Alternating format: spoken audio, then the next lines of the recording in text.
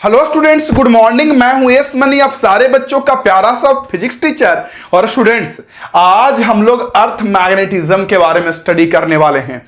हम लोग magnetism chapter पढ़ रहे हैं ना, मैग्नेट के बारे में स्टडी कर रहे हैं ना। क्या होता है मैग्नेट पढ़ लिए ना, क्या होता है मैग्नेटिक पोल, क्या होता है मैग्नेटिक पोल स्ट्रेंथ, क्या होता है मैग्नेटिक डायपोल, और रियली में मैग्नेट क्या है, उसको मॉडर्न तरीके से कैसे बताया जाता है, हम लोग डिटेल में पढ़ लिए।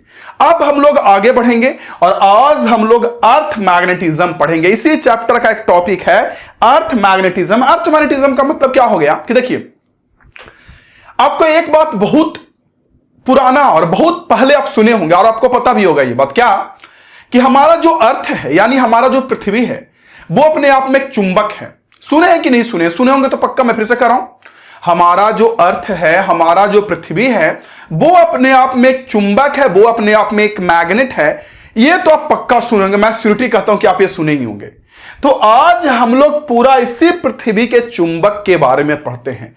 कुछ बच्चे बोलेंगे सर आए सच में, बच्चे बोलेंगे सर आए सच में, क्या सच में अर्थ हमारा एक मैग्नेट है? यस मनीष सर, क्या पृथ्वी सच में चुंबक होता? हम तो पहली बार सुन रहे हैं।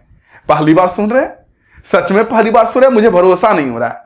अगर आप पहली बार सुन रहे हैं तो मान ही लीजिए हाँ, पृथ्वी भी हमारा अपने आप में एक चुंबक का काम करता है। वैसे तो बड़ा ताज्जुब की बात है कि आप लोग 11th-12th के स्टूडेंट्स होकर पहला बार सुन रहे हैं कि रामायण भी कुछ होता है, रामायण भी एक ग्रंथ है। या पहली बार सुने तो ताज्जुब वाली बात है। वैसे ही अगर आप पहली बार सुन रहे हैं कि हमारा पृथ्वी भी एक चुंबक के जैसा काम करता है तो यह भी एक ताज्जुब वाली बात है। लेकिन चलिए, पढ़ना है तो जान लीजिए कि जो हमारा ये पृथ्वी है जिसमें हम रहते हैं, जिसमें भी हम खड़ा हैं, ये हमारा एक चुंबक के जैसा काम करता है। समझिए, मैं आपको समझाता हूं। देखिए,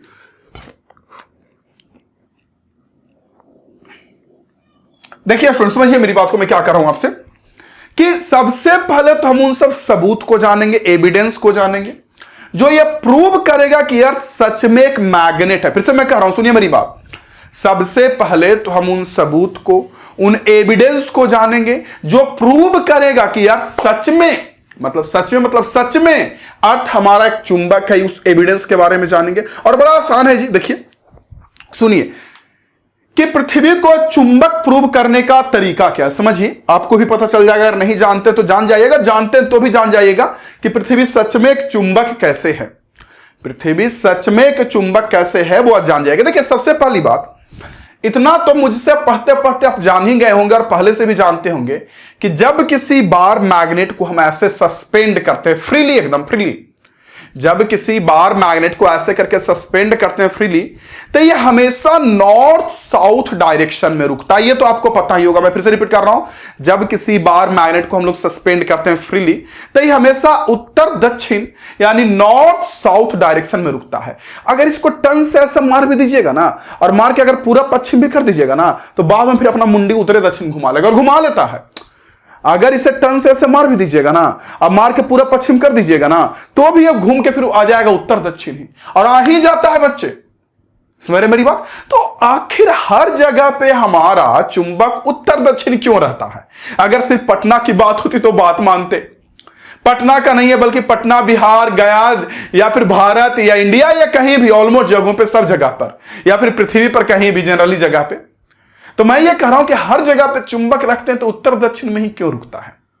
यानी जरूर उत्तर से दक्षिण की ओर या दक्षिण से उत्तर की ओर मैग्नेटिक फील्ड होगा। जैसे इतना पढ़ते पढ़ते आप लोग तो पता ही होगा कि अगर इलेक्ट्रिक फील्ड में हम पॉजिटिव चार्ज को रखते हैं तो पॉजिटिव पे जो फोर्स लगता है वो इलेक्ट्रिक फील्ड के डायरेक्शन में लगता है, और अगर निगेटिव को रखते हैं तो निगेटिव पे जो फोर्स लगता है वो इलेक्ट्रिक फील्ड के उल्टा में लगता है। वैसे ही अगर मैग्नेटिक फील्ड में हम लोग नॉर्थ पोल को रखते हैं, नॉर्थ पोल को, तो इस पे फोर्स लगता है मैग्नेटिक फील्ड की ओर, और अगर साउथ पोल को रखते हैं, साउथ पोल की ओर, तो इस पे फोर्स लगता है मैग्नेटिक फील्ड के उल्टा डायरेक्शन में। आपको पता ही होगा मैग्नेटिक फील्ड के उल्टा डायरेक्शन। तो आप ही सोचिए कि पूरे पृथ्वी पर कहीं भी चुंबक भाई साहब को जब ऐसे हम टांग देते हैं तो यह उत्तर दक्षिण ही रुकता है। मतलब एकदम अजब है, सबसे बिगड़ैल बच्चा। इसको पूरा पश्चिम भी कर दो, इसको क्लास के आगे बैठा दो, पहला बेंच पे बैठा दो, कहीं बैठा दो, जैसे टीचर इधर मुंडी किया, देखा बाबू यहां से चला गया, देखो पीछे बैठ गया। ऐसा कभी कभी क्लास में बच्चा होता है कि उसको कितनों कान पकड़ के पहला बेंच पे बैठा भी दीजिएगा ना, और टीचर लिखने लगेगा, मुंडी घुमा देखा कि पहला पे जो बैठा है, फिर से दौड़ के चल गया लास्ट में।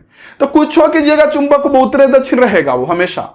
तो अगर उत्तर दक्षिण हमेशा चुंबक रहेगा, इसका मतलब क्या कि जरूर उत्तर से दक्षिण की ओर या दक्षिण से उत्तर की ओर मैग्नेटिक फील्ड है, तभी तो चुंबक पे फोर्स लग रहा है। अगर पूरा पश्चिम कर भी दे रहे हैं तो उत्तर दक्षिण में जो इस पे इधर फोर्स लग रहा है, उसकी वजह से घूम के ऐसे आ जा रहा है। तो यह प्रूव करता है, अगर सिर्फ एक जगह होता, पटना में होता, कि पटना में जो हमारा चुंबक है वो उत्तर दक्षिण में रुकता है हमेशा, पूरा पश्चिम नहीं रुकता है, और दिल्ली में अलग रुकता है, उसके बाद अलग अलग कंट्री में अलग अलग रुकता है, तो मानते भी कि चलो ठीक है इंडिया में या पटना में ऐसा हो रहा है, कोई दूसरा वजह है। लेकिन पूरे पृथ्वी पर यह चीजें होती हैं, पूरे अर्थ पर यह चीजें होती है कि हमारा चुंबक उत्तर दक्षिण दिशा में रुकता है। इसका मतलब जरूर, और हर एक जगह पूरा पृथ्वी पर होता है, यानी जरूर पृथ्वी अपने आप में एक चुंबक है और इसका हर जगह पर मैग्नेटिक फील्ड है। पूरे पृथ्वी पर अपना मैग्नेटिक फील्ड फैला के रखा है पृथ्वी, ऐसे पूरे पृथ्वी पर अपना मैग्नेटिक फील्ड फैला कर रखा है। इसका मतलब कि पूरे पृथ्वी पर अगर पृथ्वी अपना मैग्नेटिक फील्ड फैला के रखा है, तभी चुंबक उत्तर दक्षिण दिशा में रुकता है, डायरेक्शन में रुकता है। तो पहला तो एविडेंस बहुत खास हो गया जी, जो आप लोग को पता भी होगा कि हर जगह पे चुंबक उत्तर दक्षिण दिशा में रुक रहा है, डायरेक्शन में रुका है। इसका मतलब जरूर उत्तर से दक्षिण या दक्षिण से उत्तर, जो भी हो, मैग्नेटिक फील्ड है। और अगर मैग्नेटिक फील्ड है तभी तो चुंबक हर जगह पर वैसे रुक रहा है ना, यानी कि पृथ्वी पर हर जगह पर मैग्नेटिक फील्ड है, तो कहां से आया? पृथ्वी से ही आया। पृथ्वी के हर जगह पर मैग्नेटिक फील्ड है, तो कहां से आया? पृथ्वी से ही आया।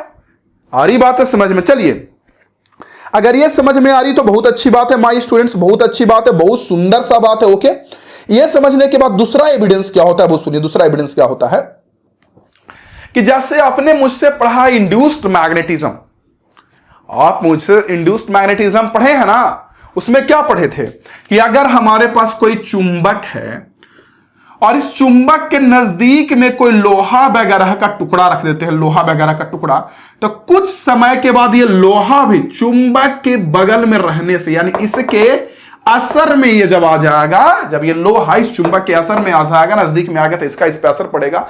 तो इंड्यूस्ड मैग्नेटिज्म के कारण ये लोहा का टुकड़ा भी चुंबक के जैसा काम करने लगता है। मैं इस पे बात भी कर रहा हूं कि अगर यहां पे मान लो चुंबक का नॉर्थ पोल है, साउथ पोल है, तो साउथ के कारण इस लोहा पे इधर नॉर्थ डेवलप हो जाएगा, साउथ डेवलप होगा। अगर चुंबक को हटा लेंगे तब ये चुंबक जैसा काम करना बंद कर देगा, लेकिन जब तक है तब तक दोनों सटा हुआ नहीं, ध्यान दीजिए, दोनों सटा हुआ नहीं, दूर रखा हुआ है।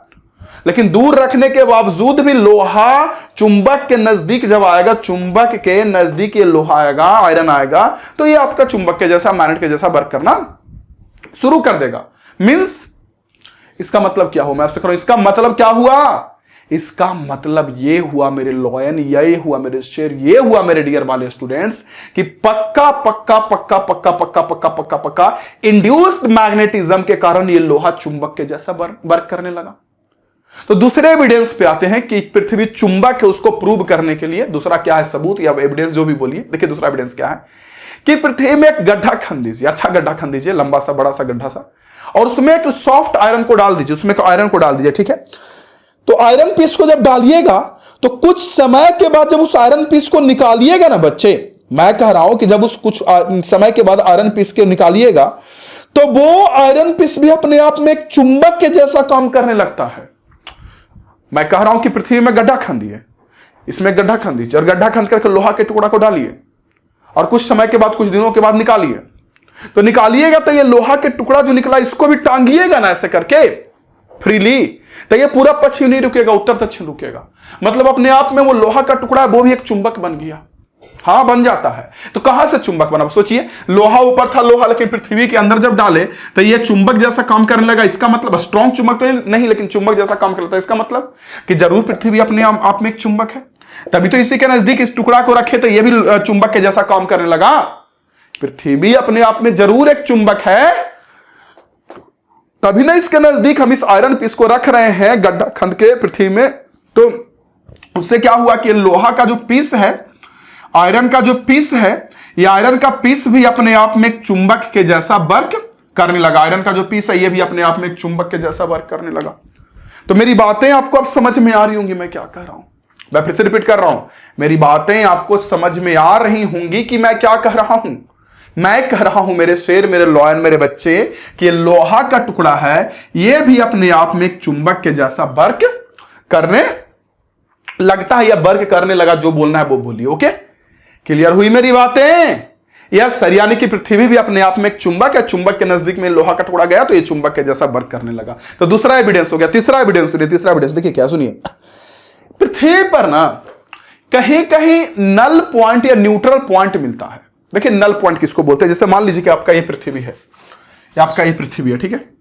इस पृथ्वी पर मैंने एक बार मैग्नेट यहां पे रखा तो क्या होगा? बार मैग्नेट के नॉर्थ पोल से निकलेगा मैग्नेटिक लाइन ऑफ फोर्स और साउथ में ऐसे जाएगा। यही ना होगा भाई कि बार मैग्नेट के नॉर्थ से निकलेगा मैग्नेटिक लाइन ऑफ फोर्स और टक टक टक टक टक टक टक टक टक टक टक टक टक करके क्या होगा? साउथ में ये जाएगा, साउथ में ऐसे जाएगा और ऐसे घूम के आता है। लेकिन अगर आपको ये बोल दे कि कोई ऐसा पॉइंट, एग्जांपल के लिए कहीं भी, यहां पता नहीं, कहीं भी एक ऐसा पॉइंट है जहां पे नल पॉइंट है, न्यूट्रल पॉइंट। जैसे मेरे हाथ में एक चुंबक है, समझिएगा, फिर से मैं रिपीट कर रहा हूं, मेरे हाथ में एक चुंबक है, तो इस चुंबक के चारों तो मैग्नेटिक फील्ड उत्पन्न होगा ना, इसको तो कोई रोकेगा नहीं, नहीं रोक सकता है। लेकिन अगर मान लीजिए आपको यह बोल दे कि इस चुंबक के चारों ओर एक ऐसा पॉइंट यहां पे है, एक ऐसा पॉइंट है जहां पे मैग्नेटिक फील्ड है ही नहीं, मतलब 0/सन्नाटा, जीरो है ही नहीं मैग्नेटिक फील्ड। इसका मतलब आप तो सोचोगे अरे तोरीके, हम चुंबक रखे तो चुंबक का तो अपना कुछ ना कुछ मैग्नेटिक फील्ड उत्पन्न होना चाहिए ना। आप सोचिएगा अरे तोरीके, हम चुंबक रखें तो चुंबक का अपना कुछ ना कुछ तो मैग्नेटिक फील्ड होना चाहिए ना, तो चुंबक का मैग्नेटिक फील्ड है ही नहीं। इसका मतलब जरूर कोई ना कोई है जो चुंबक के मैग्नेटिक फील्ड को बैलेंस कर लिया। नल पॉइंट होने का मतलब वहां पे कोई मैग्नेटिक फील्ड नहीं। लेकिन अगर अकेले एक चुंबक रहेगा तब तो नल पॉइंट नहीं मिलेगा, इसके चारों ओर मैग्नेटिक फील्ड मिलेगा। लेकिन अगर किसी पॉइंट पे मैग्नेटिक फील्ड जीरो है, इसका मतलब चुंबक एक ही रखे हैं और फिर भी मैग्नेटिक फील्ड जीरो है, इसका मतलब जरूर कोई ना कोई मैग्नेटिक फील्ड है। जो चुंबक का मैग्नेटिक फील्ड अगर इधर की ओर जा रहा है तो दूसरा मैग्नेटिक फील्ड इधर की ओर जाके उसको बैलेंस कर रहा है, या चुंबक का मैग्नेटिक फील्ड इधर की ओर जा रहा है तो दूसरा मैग्नेटिक फील्ड इधर की ओर जाके बैलेंस कर रहा है। और पृथ्वी के हर जगह पे ऐसा होता है। पृथ्वी के अधिकांश जगहों पे, हर जगहों पे ऐसा होता है कि मैग्नेट को जब रखते तो उस पर नल पॉइंट मिलता है, नल पॉइंट मिलता है, न्यूट्रल पॉइंट मिलता है। मतलब कोई ना कोई पृथ्वी के हर जगह पे वो भूत है, पृथ्वी के हर जगह पे वो भूत है जो चुंबक के द्वारा, बार मैग्नेट के द्वारा उत्पन्न मैग्नेटिक फील्ड को कैंसिल कर दे रहा है। और पृथ्वी के हर जगह पे है तो कौन है? अरे पृथ्वी का ही मैग्नेटिक फील्ड, अलग से कहा या ये जो पृथ्वी, देखिए ये चुंबक का अपना तो मैग्नेटिक फील्ड होगा ही। मान लीजिए इस जगह पे चुंबक का मैग्नेटिक फील्ड इधर की ओर, इस डायरेक्शन में, एग्जांपल के लिए चलिए इस डायरेक्शन में ले लेते हैं, इस डायरेक्शन में। ओके, ऐसे तो मैं एग्जांपल के लिए समझने के लिए ले रहा हूं। या मान लीजिए मैग्नेट मैंने रखा, ओके, और ये नॉर्थ पोल और ये साउथ पोल, ओके, तो नॉर्थ से निकलेगा और आपको पता है कि साउथ में जाएगा मैग्नेटिक लाइन ऑफ फोर्स। तो आपको मान लीजिए कि इस जगह पर, इस जगह पर चुंबक का मैग्नेटिक फील्ड मान लीजिए इधर है, इधर, या और यहां पे नल पॉइंट मिल रहा है आपको। इसका मतलब यहां पे जरूर इस पृथ्वी का मैग्नेटिक फील्ड इधर की ओर होगा, जस्ट चुंबक का जो बार मैग्नेट है, ये बार मैग्नेट, उसके मैग्नेटिक फील्ड के अपोजिट डायरेक्शन में होगा और इसको कैंसिल कर रहा है। और हर जगह पे नल पॉइंट मिल रहा है, यानी हर जगह पे पृथ्वी। अगर सिर्फ पटना में नल पॉइंट मिलता तो चल सोचते कि चलो पटना में कुछ ना कुछ वैसा प्राकृतिक घटना है जिसकी वजह से नल पॉइंट जीरो है। लेकिन पृथ्वी के हर जगह पे मिल रहा है, इसका मतलब पृथ्वी के हर जगह पे कोई ना कोई मैग्नेटिक फील्ड है जो मैग्नेट के मैग्नेटिक फील्ड को बैलेंस कर रहा है। पृथ्वी के हर जगह पे कोई ना कोई मैग्नेटिक फील्ड है जो मैग्नेट के मैग्नेटिक फील्ड को बैलेंस कर रहा है। और पृथ्वी के हर जगह पे तो कौन है? और वही अर्थ का मैग्नेटिक फील्ड। क्लियर हुई मेरी बातें? आइडिया लग रहा है मेरी बातें आपको समझ में आ रही होंगी। ओके, तो ये हुआ हम लोगों का, मेरे बच्चे, अर्थ मैग्नेटिज्म का जो हमारा ये हुआ मेरे बच्चे, मैं फिर से कर रहा हूं, ये हुआ मेरे बच्चे अर्थ मैग्नेटिज्म का एविडेंस कि पृथ्वी हमारा एक चुंबक है, उसका सबूत, हिंदी में बोले तो सबूत, ये एविडेंस हुआ, ये सबूत हुआ हमारा अर्थ मैग्नेटिज्म का, या यूं बोले कि पृथ्वी एक चुंबक है उसका ये सबूत हुआ। ओके, समझ गए मेरे लाल? तो ये 2-3 एविडेंस मैंने बताया। पहला, पृथ्वी चुंबक हमेशा उत्तर दक्षिण दिशा में रुकता है, डायरेक्शन में रुकता है, इसका मतलब पृथ्वी के हर जगह पे रुकता है, यानी पृथ्वी के हर जगह पे चुंबक पे उत्तर दक्षिण की ओर फोर्स लग रहा है। और वो फोर्स लगेगा किसके कारण? जो अर्थ मैग्नेट है उसका जो मैग्नेटिक फील्ड होगा उसी के कारण। दूसरा एविडेंस मैंने क्या कहा? दूसरा एविडेंस मैंने बताया आप लोगों को कि अगर गड्ढा खंद करके उसमें लोहा का टुकड़ा डालेंगे तो वो भी एक चुंबक के जैसा बिहेव करने लगता है, यानी कि पृथ्वी के अंदर गया तो वो मैग्नेट के नजदीक गया तो मैग्नेट के जैसा बिहेव करने लगा, यानी पृथ्वी अपने आप में एक मैग्नेट है। तीसरा एविडेंस बताया नल पॉइंट के बारे में, न्यूट्रल पॉइंट के बारे में, कि न्यूट्रल पॉइंट मिलता है, सच में मिलता है न्यूट्रल पॉइंट। और अगर न्यूट्रल पॉइंट मिल रहा है इसका मतलब क्या हुआ, न्यूट्रल पॉइंट मिल रहा है इसका मतलब क्या हुआ कि बाहर मैग्नेट का जो मैग्नेटिक फील्ड है उसको कोई ना कोई दूसरा मैग्नेटिक फील्ड वहां पे बैलेंस कर दे रहा है, कैंसिल कर दे रहा है, और कैंसिल कर दे रहा हर जगह पे हो रहा है, यानी पृथ्वी जो अपना मैग्नेट है, पृथ्वी अपने आप में जो मैग्नेट है उसी का मैग्नेटिक फील्ड उसको बैलेंस करता है, बाहर मैग्नेट के मैग्नेटिक फील्ड को बैलेंस करता है। बाहर मैग्नेट के मैग्नेटिक फील्ड को पृथ्वी का ही मैग्नेटिक फील्ड बैलेंस करता है, अलग से तो कोई बैलेंस करेगा नहीं। समझ में आ रही मेरी बातें, मैं क्या कह रहा हूं? तो ये एविडेंस हुआ, ठीक है। तभी मैं यहां से साइड हटूंगा खटाक से, आऊंगा तो उसके बाद यहां पे लिखा हुआ मिल जाएगा, लेकिन इससे पहले हेडिंग कर लिए अर्थ मैग्नेटिज्म, अर्थ मैग्नेटिज्म हेडिंग कर लिए, लिखिए उसमें, लिखिए उसमें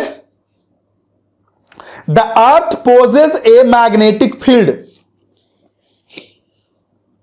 the earth poses a magnetic field, it behaves like a huge magnet,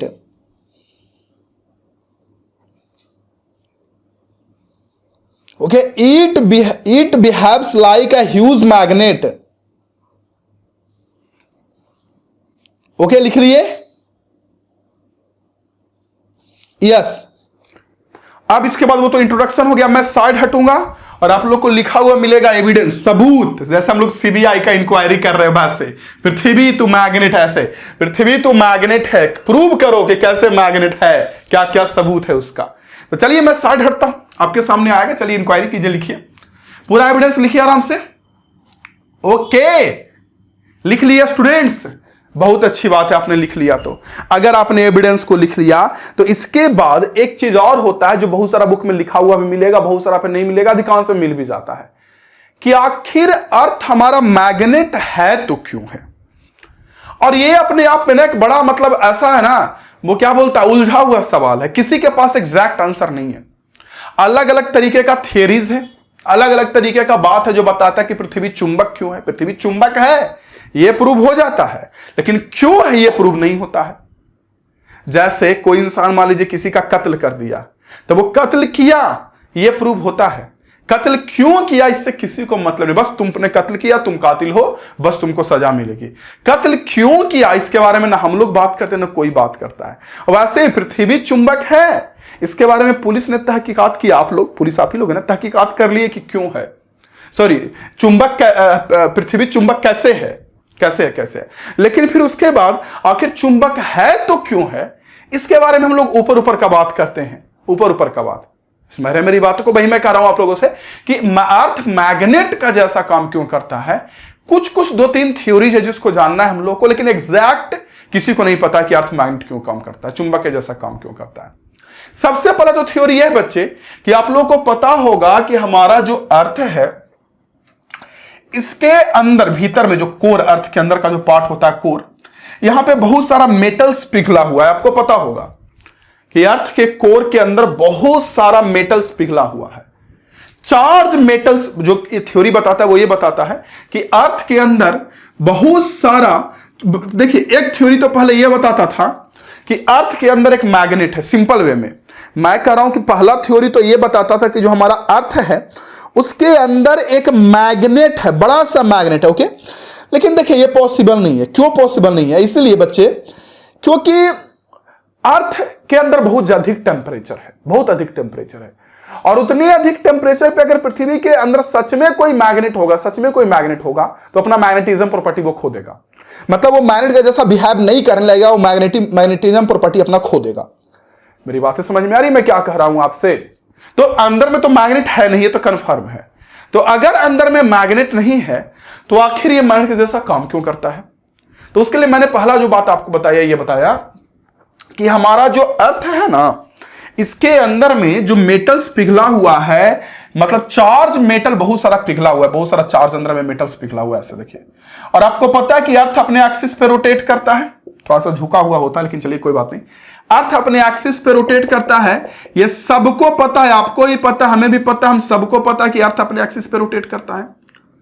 तो अगर अर्थ अपने एक्सिस पे रोटेट करता है मेरे बच्चे, मैं फिर से रिपीट कर रहा हूं कि अगर अर्थ अपने एक्सिस पे टप टप टप टप टप टप टप टप टप टप टप टप रोटेट करता है, और आपको यह भी पता होगा कि अंदर में जो चार्ज मेटल पिघला हुआ है, यानी एक तरीके से आयंस है, चार्ज मेटल आयंस है, तो अगर अर्थ अपने एक्सिस पे घूमेगा तो साथ साथ में आयंस भी घूमेगा।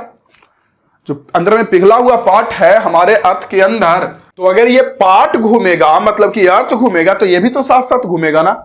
तो अगर ये आयंस घूम रहा है, मैं पूरा लिखवा दूंगा बढ़िया से, टेंशन मत लीजिए, बढ़िया पहले समझ लीजिए। तो अगर ये आयंस घूम रहा है मेरे बच्चे, आयंस घूम रहा है, तो आयन घूमने की वजह से एक तरीके से चार्ज घूम रहा है। आयन चार्ज ही ना होता है, चार्ज घूम रहा है ऐसे। और जब चार्ज घूम रहा है तो आपको भी पता, हमें भी पता, हम सबको पता है कि चार्ज अगर घूमता है तो उसके चारों ओर मैग्नेटिक फील्ड डेवलप होता है। चार्ज अगर चलता है तो उसके चारों ओर मैग्नेटिक फील्ड उत्पन्न होता है, तो पता ही होगा आपको।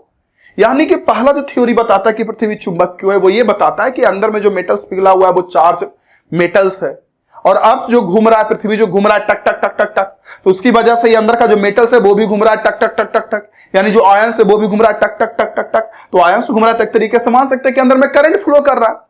चार्ज आयन यही सब के फ्लो को तो बोलते हैं ना करंट, तो अंदर में करंट फ्लो कर रहा है। और जब करंट चलता है तो आपको तो पता ही है, चार्ज चलता है तो आपको पता ही है कि मैग्नेटिक फील्ड उत्पन्न होता है, तो उसकी वजह से अर्थ हमारा मैग्नेट के जैसा बिहेव करता है। पहला थ्योरी ये कहता है। आगे का और भी थ्योरी देखिए, क्या थ्योरी सुनिए।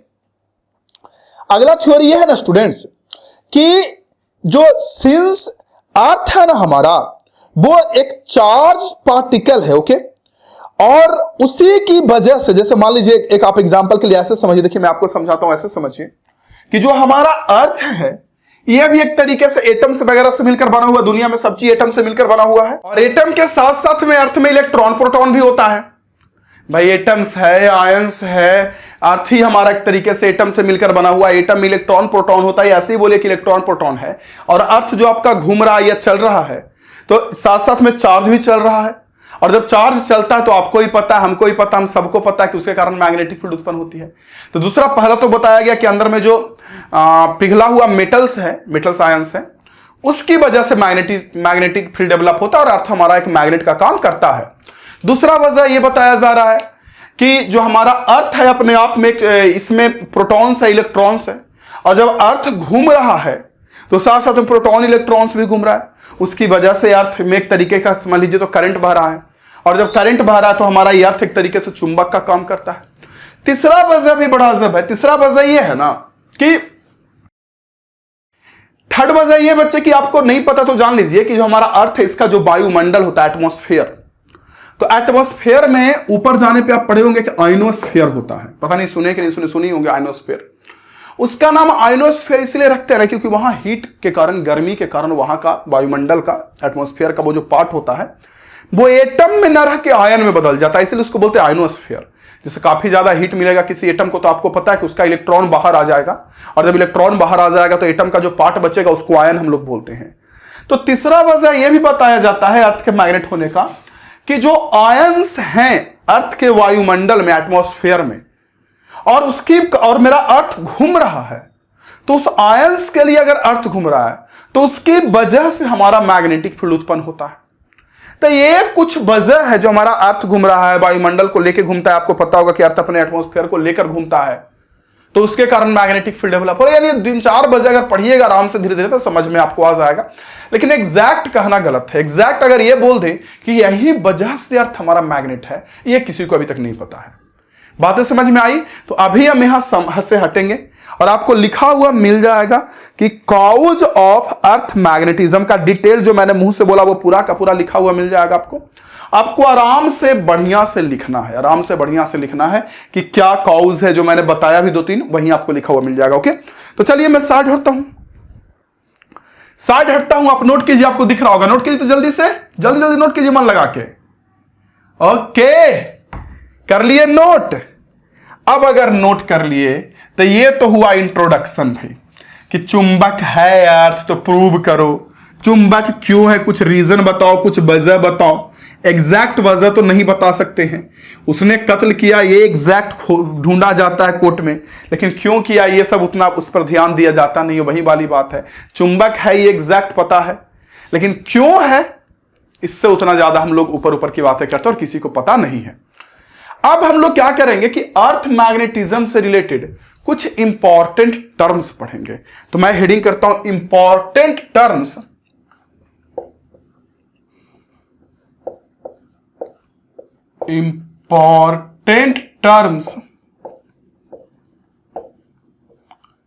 About earth magnetism.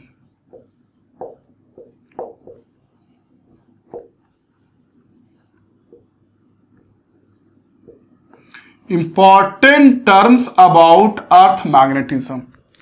Earth magnetism से रिलेटेड इंपॉर्टेंट टर्म क्या क्या है वो देखिए।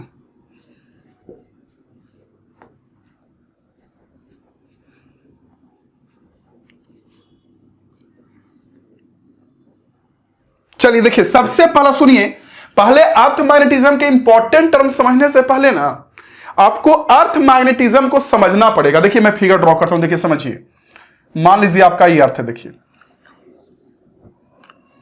बना जी गोल।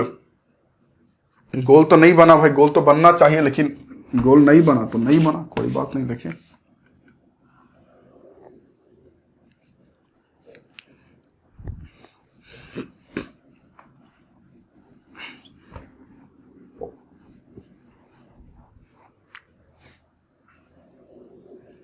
ये हमारा पृथ्वी है, ये देखिए।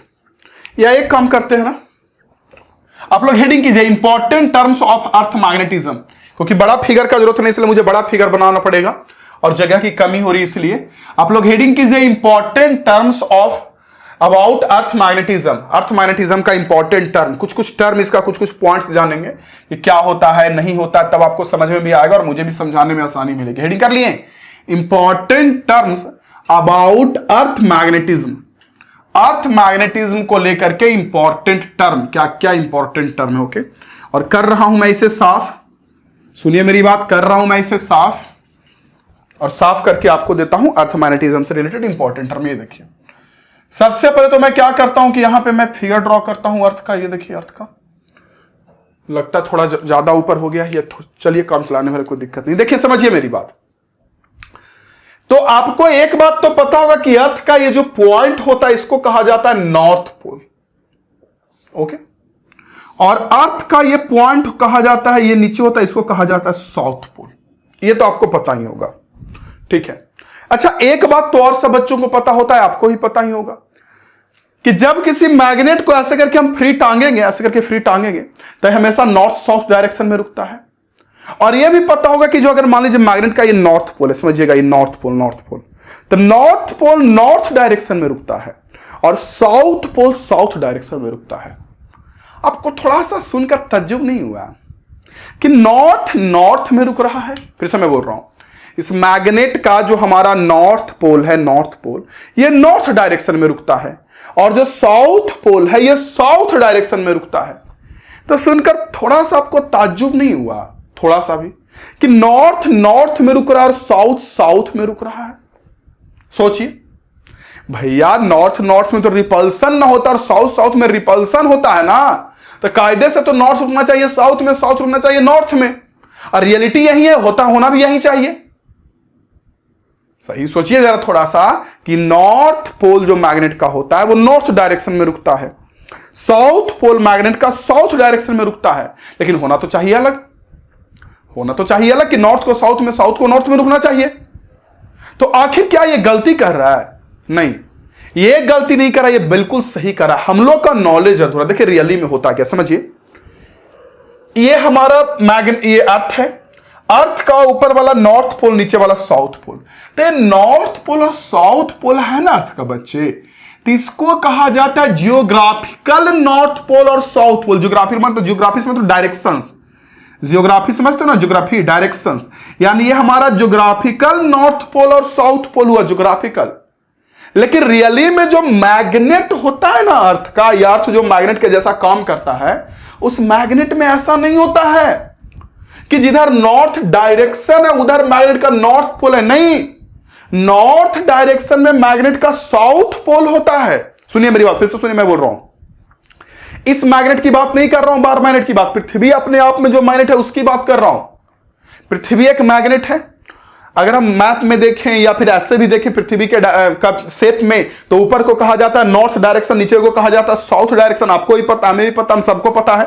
ऊपर को नॉर्थ डायरेक्शन कहा जाता है, नीचे को साउथ डायरेक्शन कहा जाता है। तो नॉर्थ साउथ है, ज्योग्राफिकल नॉर्थ साउथ डायरेक्शन है। बल्कि पृथ्वी जो अपने आप में एक चुंबक है ना, तो चुंबक का भी नॉर्थ पोल साउथ पोल होगा। पृथ्वी अपने आप में चुंबक है, तो उसका नॉर्थ पोल साउथ डायरेक्शन की ओर होता है मैग्नेट का, और साउथ पोल नॉर्थ डायरेक्शन की ओर होता है, उल्टा होता है। याद रखिएगा, सुनिए सुनिए, मैं बताता हूं, सुनिए। ये मेरा दाहिना हाथ, तो इधर साउथ डायरेक्शन हो गया, direction south pole, south direction, okay, south direction. इधर नॉर्थ डायरेक्शन, तो मैं यहां लिख ही देता हूं, चलिए लिखिए, ये लिखिए, मैं यहां लिख देता हूं, देखिए, इधर साउथ डायरेक्शन, इधर north direction, okay, north direction, okay. तो अगर इधर साउथ डायरेक्शन, तो पृथ्वी का जो चुंबक है, पृथ्वी का चुंबक, उसका इधर नॉर्थ पोल है, नॉर्थ पोल, और जिधर नॉर्थ डायरेक्शन उधर साउथ पोल है। अब हिसाब सही बैठ गया ना कि मैग्नेट को जब टांगते हैं फ्रीली करके, तो आपको पता होगा कि जो साउथ पोल होता है मैग्नेट का, वो साउथ डायरेक्शन में रुकता है।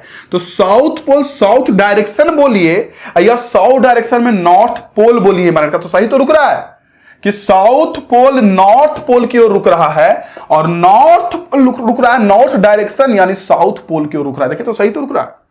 आइडिया लगा? फिर से मैं बोल रहा हूं कि अगर आपसे कोई ये पूछ दे कि भैया, कोई पूछ दे भैया, अगर चुंबक को हम लोग टांगते हैं तो, या फिर सस्पेंड करते हैं फ्रीली, तो नॉर्थ पोल नॉर्थ ही डायरेक्शन में क्यों रुकता है, और साउथ पोल साउथ ही डायरेक्शन में क्यों रुकता है? कुछ कुछ पढ़े लिखे लोग ऐसे बोलेंगे आपसे, तो हम ऐसे घुमाकर पूछेंगे कि नॉर्थ पोल नॉर्थ ही डायरेक्शन में और साउथ पोल साउथ ही डायरेक्शन में क्यों रुकता है, जबकि नॉर्थ पोल को तो रुकना चाहिए साउथ की ओर, साउथ को नॉर्थ की ओर रुकना चाहिए, लेकिन ऐसे क्यों रुकता है? यहां तो रिपल्सन होती है। तो उनको बोलिएगा कि सर महाशय जी, ऐसे कहीं बोलिएगा, सर महाशय जी, मैग्नेट का जो हमारा नॉर्थ पोल है, समझिएगा, मैग्नेट का जो हमारा नॉर्थ पोल है, वो नॉर्थ डायरेक्शन में रुक रहा है, और जिधर नॉर्थ डायरेक्शन है उधर रियली में अर्थ के मैग्नेट का साउथ पोल होता है, यानी नॉर्थ पोल, ये जो है ना, ये नॉर्थ पोल, ये नॉर्थ पोल, ये साउथ डायरेक्शन में ही रुक रहा है, साउथ पोल की ओर ही रुक रहा है।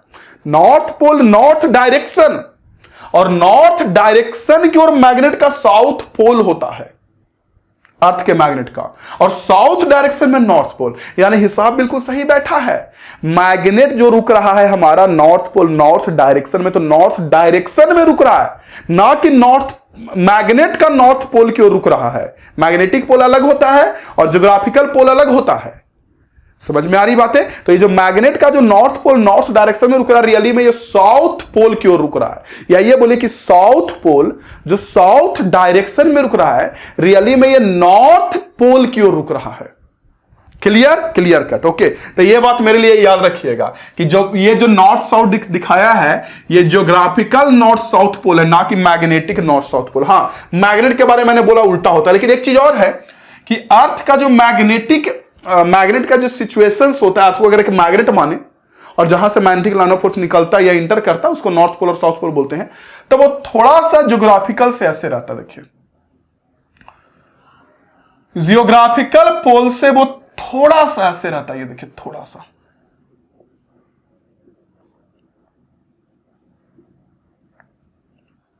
ये देखिए,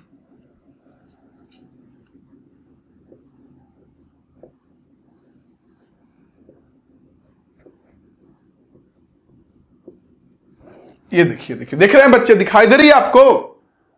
तो थोड़ा सा ऐसे रहता है, और जिधर नॉर्थ डायरेक्शन है उधर अर्थ के मैग्नेट का साउथ पोल, और जिधर इतना नहीं रहता, झुका हुआ थोड़ा सा कम रहता है, लेकिन मैंने ज्यादा बना दिया, चलिए कोई बात नहीं, इतना लेकिन नहीं बनाना चाहिए, गलत डायग्राम हो जाएगा, फिर थोड़ा सा कम बनाते हैं, ये ज्यादा बना दिया।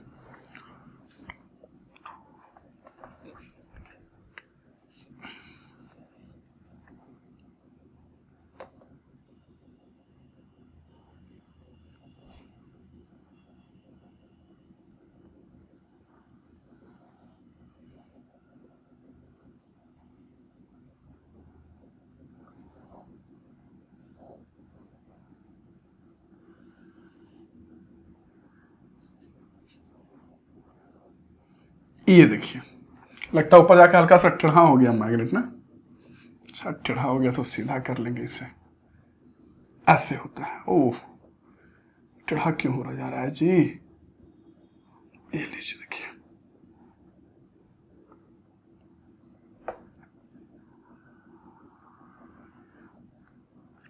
ये देखिए, देख रहे हैं आप, दिखाई दे रही है आपको मेरे बच्चे, देख रहे हैं आपको दिखाई दे रही है ना।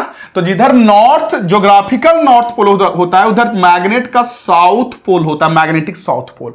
जिधर साउथ होता है उधर नॉर्थ पोल होता है, आपको दिख रहा होगा। अब आपको आइडिया लग गया होगा डिफरेंस कि क्यों साउथ पोल साउथ डायरेक्शन में रुकता है। फिर से कर रहा हूं, साउथ पोल साउथ डायरेक्शन बोल रहा हूं, साउथ मैग्नेटिक पोल नहीं बोल रहा हूं, साउथ डायरेक्शन बोल रहा हूं। साउथ साउथ डायरेक्शन में रुकता है क्योंकि साउथ डायरेक्शन में रियली में अर्थ का मैग्नेट का नॉर्थ पोल होता है, नॉर्थ मैग्नेटिक पोल होता है। ये चीज हो गई। देखिए अलग अलग बुक में अलग अलग तरीके से लिखा हुआ रहेगा। ये दोनों के बीच ये जो देखिए, ये जो आपको दिख रहा है इसको बोलते हैं ज्योग्राफिकल एक्सिस। ये आपका क्या हो गया, देखिए मैं नाम लिख रहा हूं पहले तो, ये हो गया आपका geographical north pole, geographical north pole सबसे पहला। ओके, और ये हो गया हमारा ज्योग्राफिकल साउथ पोल। ये देखिए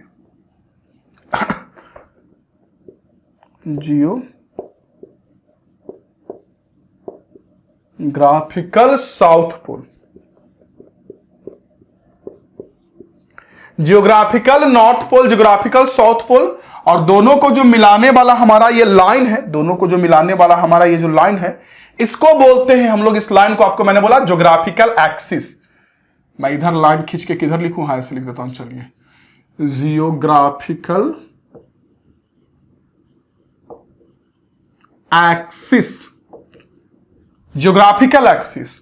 और ये जो ये एस और ये एन दिख रहा है, तो ये एन क्या है बच्चे, जैसे ये एन था ज्योग्राफिकल नॉर्थ पोल, तो ये क्या है मैग्नेटिक नॉर्थ पोल, अर्थ का मैग्नेटिक नॉर्थ पोल। और मैं इतना चिल्ला के बोल दिया कि नॉर्थ पोल साउथ डायरेक्शन की ओर रहता है। ओके, और ये क्या है हमारा, ये क्या है magnetic south pole,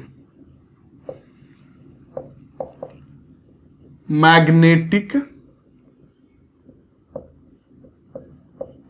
south pole. Okay, और साथ साथ में ये साउथ पोल और इसको जो मिलाने वाला लाइन है, किसको, नॉर्थ साउथ मैग्नेट के पोल को, जैसे ज्योग्राफिकल के नॉर्थ साउथ पोल को मिलाने वाले लाइन को बोलते हैं ज्योग्राफिकल एक्सिस, वैसे इसको नॉर्थ साउथ को मिलाने वाले लाइन को इससे हम लोग बोलते हैं क्या, मैग्नेटिक एक्सिस। या उधर ही नाम लिखते हैं, इधर नहीं लिखते, इधर गंदा टाइप का लग रहा है, इधर ही लिखते हैं। इस एक्सिस का नाम देते हैं मैग्नेटिक एक्सिस, मैग्नेटिक एक्सिस। ये देखिए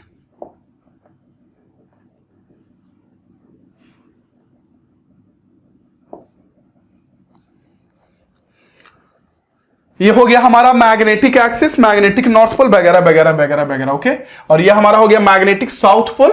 ओके, मैग्नेटिक साउथ पोल, और यहां भी लिख सकते हैं आप मैग्नेटिक एक्सिस ये है। चलिए इतना चीज तो क्लियर हो गया। तो इतना तो पता चल गया आपको, एक्स्ट्रा इसका जो इंपॉर्टेंट टर्म देखे तो उसमें कि ज्योग्राफिकल एक्सिस क्या। अगर आपसे पूछ दे कि ज्योग्राफिकल एक्सिस क्या है तो क्या बोलिएगा, बड़ा नया नया चीज जानने को मिला ना, कि आज तक तो हम लोग ये सोचते थे कि जो हमारा अर्थ भाई साहब है, पृथ्वी भाई साहब है, उसका नॉर्थ डायरेक्शन में नॉर्थ पोल और साउथ डायरेक्शन में साउथ पोल, लेकिन रियली में ऐसा नहीं है।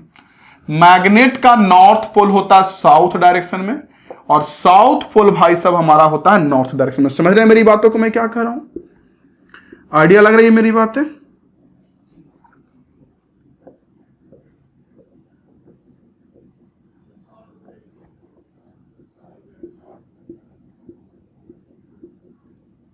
ये देखिए, दिख रहा है आपको, यस सर दिख रहा है। चलिए ये दिख रहा है तो बहुत अच्छी बात है मेरे बच्चे, मैं कह रहा हूं ये दिख रहा है तो बहुत अच्छी बात है मेरे बच्चे।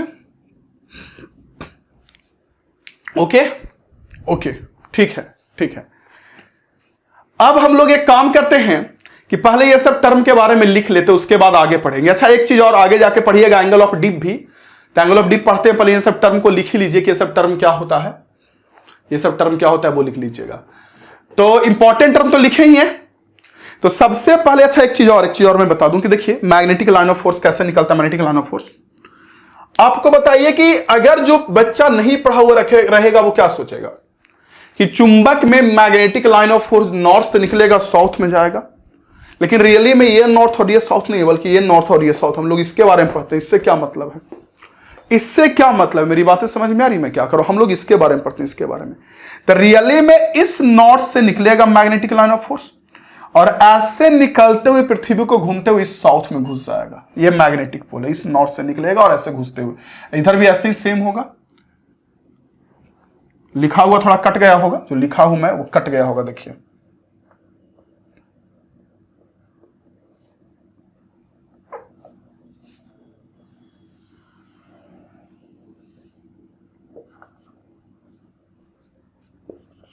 ये देखिए,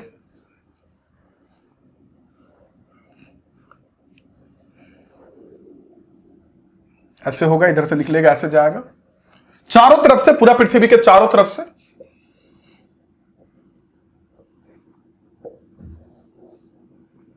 ऐसे देखिए, इधर से भी ऐसे निकल के ऐसे निकल के ऐसे जाएगा, इधर से भी ऐसे निकल के ऐसे निकल के ऐसे जाएगा, चारों तरफ से ही जाएगा। ठीक है, तो ये शेप को पहले ड्रॉ कीजिए, तब सबका सब इसको बढ़िया से लिखिएगा। थोड़ा दूरी दूरी करके पहले आप लाइन वगैरह खींच लीजिए, तब ये नाम दीजिएगा, तो फिर गड़बड़ा जाएगा। ओके, तो चलिए बच्चे, मैं साइड हटता हूं, पहले शेप को ड्रॉ कीजिए तो आराम से। ओके, कर लिया शेप ड्रॉ, क्या बात है। चलिए शेप ड्रॉ कीजिए। तो अब यहां पे इंपॉर्टेंट टर्म में जरा लिख लीजिए जल्दी जल्दी। इंपॉर्टेंट टर्म में जल्दी जल्दी लिख लीजिए कि इंपॉर्टेंट टर्म में क्या क्या होता है। जो सबसे पहला टर्म लिखिए, geographical axis and magnetic axis. Number 1 में, नंबर 1 में लिखिए geographical axis and magnetic axis. Number 1 में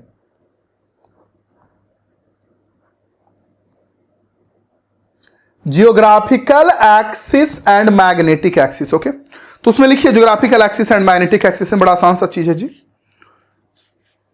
लिखिए उसमें,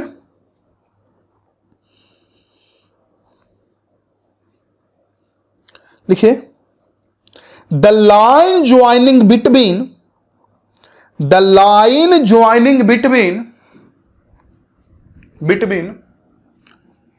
geographical north pole and geographical south pole. लिखे ना geographical axis and magnetic axis number 1 में, तो उसके नीचे लिखिए या उसी में अर्थ कर लिखिए, the line joining between geographical north pole and geographical south pole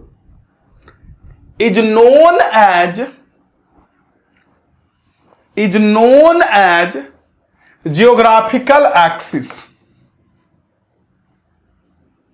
is known as geographical axis। उसी में लाइन चेंज करके लिखिए, एक लाइन चेंज करके उसी में लिखिए, उसी में एक लाइन चेंज करके लिखिए।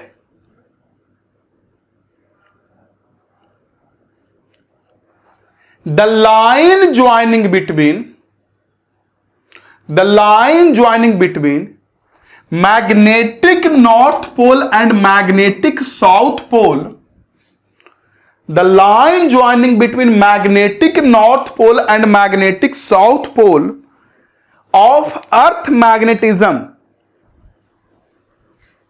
the line joining between magnetic north pole and magnetic south pole of earth magnetism या of earth magnet, earth magnetism नहीं, earth magnet, of earth magnet is known as magnetic axis, is known as magnetic axis। Okay, और एक चीज और figure में सुधार कर लीजिएगा कि इन दोनों के बीच जो एंगल होता है ना, कि इन दोनों के बीच, वही बता रहा हूं, ज्योग्राफिकल एक्सिस और मैग्नेटिक एक्सिस के बीच, वो हर एक बुक में थोड़ा अलग अलग रहेगा, लेकिन लगभग 11 पॉइंट इन दोनों के बीच जो एंगल होता है, इन दोनों, ये हमारा हो गया ज्योग्राफिकल एक्सिस है, मैग्नेटिक एक्सिस, तो इसके बीच लगभग 11.5 डिग्री, लगभग 11.5 डिग्री बोल सकते हैं हिंदी में, 11.5 डिग्री दोनों के बीच का एंगल होता है झुका हुआ। आप फिगर में सुधार लीजिए। ओके, चलिए पहला टर्म लिख लिया ना, सेकेंड टर्म लिखिए, सेकेंड टर्म फिगर में सुधार कर लीजिएगा।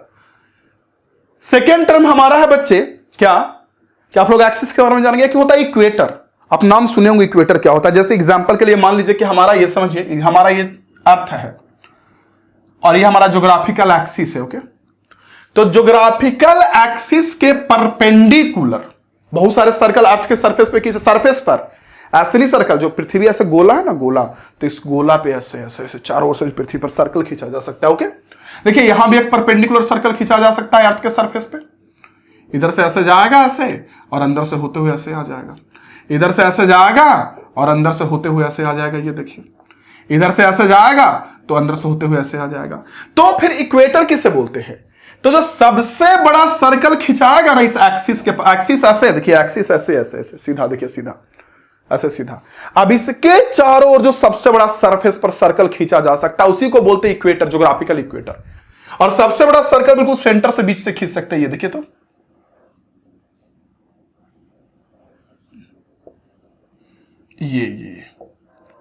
ये जो सर्कल आपको दिख रहा है ये हमारा ज्योग्राफिकल इक्वेटर है। ये देखिए इक्वेटर, अर्थ के सरफेस पे खींचा गया सबसे बड़ा सर्कल, देख रहे हैं, अर्थ के सरफेस पे खींचा गया सबसे बड़ा सर्कल जो ज्योग्राफिकल एक्सिस के परपेंडिकुलर हो। सर्कल तो ऐसे भी खींचा जा सकता है लेकिन वैसे नहीं, जो ज्योग्राफिकल एक्सिस के परपेंडिकुलर हो।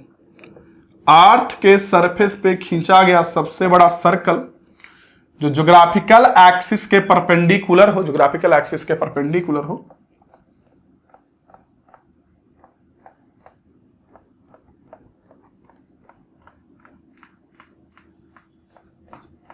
ये देखिए, दिखाई भी दे रही है आपको, समझ में भी आ रहा और मजा भी आ रहा होगा। तो यही हुआ हमारा ज्योग्राफिकल इक्वेटर। और मैग्नेटिक एक्सिस तिरछे है तो इसके परपेंडिकुलर खींचा गया सबसे बड़ा सर्कल, मैग्नेटिक एक्सिस के परपेंडिकुलर खींचा गया सबसे बड़ा सर्कल को हम लोग बोलते हैं मैग्नेटिक इक्वेटर। ये देखिए,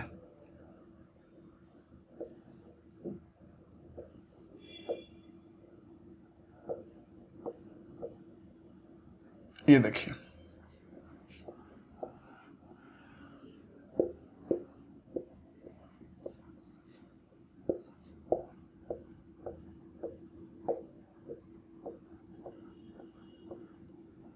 ये देखिए, ये हमारा मैग्नेटिक इक्वेटर हो गया। इस एक्सिस, एक्सिस ऐसे ना तिरछे तिरछे तिरछे ऐसे, तो इसके परपेंडिकुलर सर्कल, और एक एक्सिस ऐसे तो इसके परपेंडिकुलर सर्कल। समझ में आया?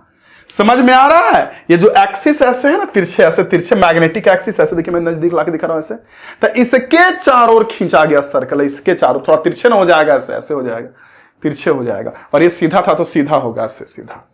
ओके, तो डॉट डॉट लाइन वाला जो आपको पता ही चल रहा है कि जो डॉट डॉट, सुधारना पड़ेगा और फिगर में सुधारते चलिएगा। ये जो डॉट डॉट वाला जो लाइन है इसको हम लोग बोलते हैं ज्योग्राफिकल इक्वेटर, ज्योग्राफिकल इक्वेटर। और जो सॉलिड सर्कल है वो हमारा मैग्नेटिक इक्वेटर। चलिए मैं लिख ही दे रहा हूं, ये जो डॉट डॉट लाइन इसको बोलते हैं जियोग्राफिकल इक्वेटर, जियोग्राफिकल इक्वेटर। और ये जो सॉलिड लाइन है, सॉलिड लाइन, इसको बोलते हैं मैग्नेटिक इक्वेटर, मैग्नेटिक इक्वेटर। तो दूसरा टर्म लिखिए, geographical equator and magnetic equator. Second term, second term लिखिए, geographical equator and magnetic equator. लिख लिए? चलिए उसमें एरो देकर लिखिए, लिखिए उसमें ज्योग्राफिकल इक्वेटर और मैग्नेटिक इक्वेटर में लिखिए, the largest circle on the earth surface,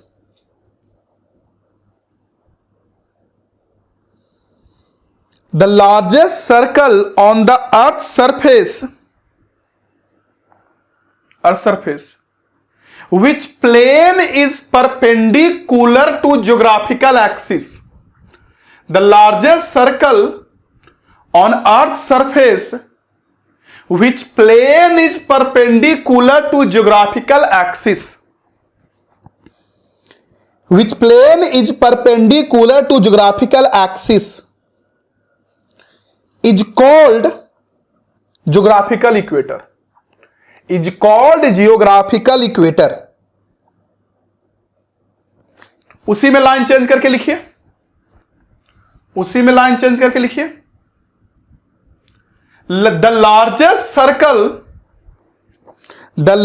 circle on the earth surface, the largest circle on the earth surface which plane is perpendicular to magnetic axis, which plane is perpendicular to magnetic axis is known as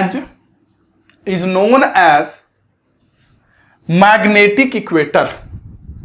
मैं side हटता हूं, is known as magnetic, मैं side हटता हूं, लिखे रहे is known as magnetic equator, मैं side हटता हूं। और इसको आप लोग अच्छे से सुधार के फिगर को सही कर लीजिए। कर लिया स्टूडेंट सही ढंग से, इसको नोट बढ़िया से, इसमें जो भी चेंजिंग करना था वो ओके, चेंजिंग कर लिए तो बहुत अच्छी बात है। अब हम लोग इसका अगला टर्म पढ़ेंगे, थर्ड। एक दो तो पढ़ लिया कि क्या होता है हमारा ज्योग्राफिकल एक्सिस, मैग्नेटिक एक्सिस, या फिर नंबर 2 में geographical equator, magnetic equator. Third term हम लोग का है geographical meridian and magnetic meridian. ये क्या होता है बच्चों को पता, ये समझ में नहीं आता रियली करो, इसके लिए 3D विजुअलाइजेशन बहुत जरूरी है। बट मैं 2D से 3D में समझाने की कोशिश करूंगा, आप समझिएगा। और फिर भी अगर नहीं समझ में आता है तो मैं फिर क्या करूंगा ना कि आपको एनिमेशंस का वीडियो दे दूंगा, वो समझ देखिएगा तो समझ में आ जाएगा। देखिए हेडिंग कीजिए, नंबर 3 में कीजिए, नंबर 3 में geographical meridian, geographical meridian and magnetic meridian. Meridian MERIDIAN, meridian, geographical meridian MERIDIAN, geographical meridian and magnetic meridian. चलिए अब समझिए, देखिए क्या होता है, समझिए कि आपका ये पृथ्वी है। अब आपका ये पृथ्वी तो इतना तो पता ना कि ऐसे करके स्फीयर या ऐसे गोल है, चारों ओर से गोल है, मतलब ऐसे रियली में अगर मैं दिखाऊं तो देखिए ऐसे है पृथ्वी, जो रियली में है वो कुछ है। एक सेकंड स्टूडेंट्स, मान लीजिए कहीं यहां पे नॉर्थ पोल, मैं 3D समझाने की कोशिश करता हूं। अगर आपको समझ में आता है तो अच्छी बात है, नहीं समझ में आता है तो एनिमेशन से समझिएगा, बट समझ में आ जाएगा। थोड़ा दिमाग का घोड़ा दौड़ाइएगा तो आपको समझ में आ जाएगा। सबको समझ में आता है, ये कोई बहुत बड़ी बात नहीं। ओके, और थोड़ा सा मैं तिरछे बनाता हूं पृथ्वी को, थोड़ा सा तिरछे, हल्का सा। पृथ्वी झुका हुआ भी होता है, आपको पता है कि ज्योग्राफिकल पोल ही इसका झुका होता है हल्का सा। और तिरछे जब मैं बनाऊंगा तो आपको समझ में आ जाएगा। ये देखिए नॉर्थ पोल, साउथ पोल है।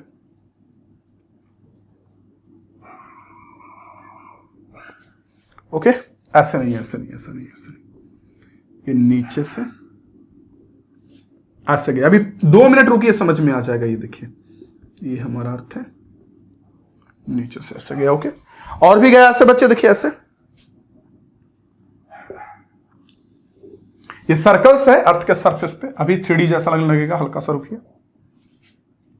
ओके, और इसके बाद कुछ सर्कल्स ऐसे, कुछ ऐसे, कुछ ऐसे। ये देखिए यहां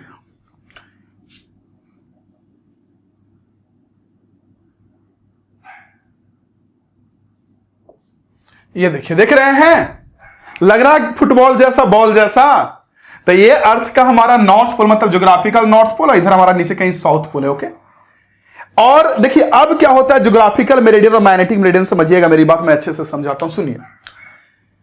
पृथ्वी का कोई भी पॉइंट लीजिए, अर्थ का कोई भी पॉइंट लीजिए। एग्जाम्पल के लिए मान लीजिए हम अर्थ का ये बड़ा पॉइंट ले लेते हैं। तो इस पॉइंट से, अर्थ के इस पॉइंट से जो ज्योग्राफिकल एक्सिस होगा उससे पास करता हुआ प्लेन, मतलब ये जो ज्योग्राफिकल, ये जो पॉइंट है ना, कोई पॉइंट ले लीजिएगा, ये पॉइंट ले लीजिएगा, ये पॉइंट ले लीजिए। तो ये जो पॉइंट है ना, ये पॉइंट, ये पॉइंट, ये पॉइंट, इससे जैसे मान लीजिए हमारा ये ज्योग्राफिकल एक्सिस समझिएगा, और ये जो हमारा पॉइंट है, ये जो पॉइंट है, ये पॉइंट, तो इस पॉइंट से इस ज्योग्राफिकल एक्सिस से पास करता हुआ प्लेन, जो हल्का सा फिगर के अकॉर्डिंग तिरछे होगा, देखिएगा ध्यान से, ये हमारा पेन है, और ये हमारा अर्थ, ये हमारा ज्योग्राफिकल एक्सिस है, और ये अर्थ पे कोई पॉइंट है। तो इस पॉइंट से जियोग्राफिकल एक्सिस से पास करता हुआ प्लेन को बोलते हैं ज्योग्राफिकल मेरिडियन। लेकिन मैग्नेटिक मेरिडियन किसको बोलते हैं? तो मैग्नेटिक एक्सिस तो ऐसे नहीं रहेगा ना, बल्कि वो हल्का सा झुका रहेगा, हल्का सा झुका। देखिए ज्योग्राफिकल एक्सिस ऐसे था तो प्लेन हमारा ऐसे हुआ, ये देखिए ऐसे हल्का सा विजुअलाइज कीजिए, मेरे जैसा कलम पकड़ो वैसे पकड़िए तब समझ में आएगा। ऐसे हाथ में कलम पकड़िए, ज्योग्राफिकल एक्सिस सीधा करके एक पॉइंट लीजिए ऐसे करके, और उससे एक मन ही मन ऐसे प्लेन ड्रॉ कीजिए, मन ही मन प्लेन। तो जो प्लेन दिख रहा है यही हमारा है मेरे बच्चे ज्योग्राफिकल मेरिडियन। लेकिन मैग्नेटिक एक्सिस तो हल्का सा ऐसे है। तो देखिए ज्योग्राफिकल प्लेन ऐसे हुआ, ऐसे गया ज्योग्राफिकल एक्सिस से, यानी ज्योग्राफिकल मेरिडियन, और मैग्नेटिक मेरिडियन यहां से ऐसे तिरछे जाएगा हल्का सा। देखिए एक ऐसे गया और एक हल्का सा उसी पॉइंट से ऐसे तिरछे गया। ऐसे मैं दिखाऊंगा तो दिखेगा। देखिए दोनों के बीच कुछ एंगल बन रहा है, देखिए एक ऐसे गया पहला प्लेन, और दूसरा हल्का सा इसी पॉइंट से ऐसे झुका हुआ था, चूंकि मैग्नेटिक एक्सिस ऐसे, तो हल्का सा ऐसे गया। ओके, तो सुनिए मेरी बात, मैं फिर से कह रहा हूं, मैं 3D फिगर दूंगा, समझ जाइएगा, आ जाएगा समझ में। मैं क्या बोल रहा हूं कि जो अर्थ के किसी भी पॉइंट पर ज्योग्राफिकल एक्सिस से पास करता हुआ वर्टिकल प्लेन, ज्योग्राफिकल एक्सिस से पास करता हुआ वर्टिकल प्लेन को हम लोग बोलते हैं ज्योग्राफिकल मेरिडियन, और मैग्नेटिक एक्सिस से पास करता हुआ वर्टिकल प्लेन को बोलते हैं मैग्नेटिक मेरिडियन। तो पहले इसको लिखिए और उसके आगे चलेंगे तो आपको और बढ़िया से समझ में आएगा कि हम कहना क्या चाह रहे हैं। तो लिखिए पहले इसमें, इसको लिख लीजिए, लिखिए the vertical plane passes through, the vertical plane passes through geographical axis, the vertical plane passes through geographical axis is called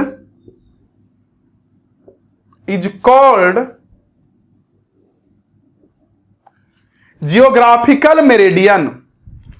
The vertical plane passes through geographical axis is called geographical meridian. The vertical plane passes through geographical axis is called geographical meridian. और उसी में line change करके लिखिए the vertical plane passes through magnetic axis of earth. Line change करके लिखिए the vertical plane passes through magnetic axis of earth is called magnetic meridian. Is called magnetic meridian. ठीक है, अगर इस पॉइंट्स की बात करूं और ये हमारा ज्योग्राफिकल एक्सिस, यहां से ऐसे पास करता हुआ प्लेन और मैग्नेटिक एक्सिस से हल्का सा तिरछे हो जाएगा प्लेन, उसको ओके बोलते हैं। ओके, तो हो गया ये ज्योग्राफिकल मेरिडियन और मैग्नेटिक मेरिडियन। ओके, अब इसके बाद ना बच्चे कुछ मैग्नेटिक एलिमेंट पढ़ना होता है। देखिए मैग्नेटिक एलिमेंट को थ्योरेटिकल चैप्टर है तो थोड़ा सा आप लोग को पेशेंस के साथ पढ़ना पड़ेगा। मैग्नेटिक एलिमेंट क्या होता है, जैसे आप लोग को पता है ना कि पृथ्वी जो हमारा है वो एक मैग्नेट का काम करता है। तो किसी भी पॉइंट पर, अर्थ के किसी भी पॉइंट पर ले ले, यहां ले ले, यहां ले ले, यहां ले ले, कहीं भी, तो मैग्नेटिक फील्ड का एग्जैक्ट वैल्यू बताने के लिए जिन टर्म्स का यूज किया जाता है उसको बोलते हैं magnetic element.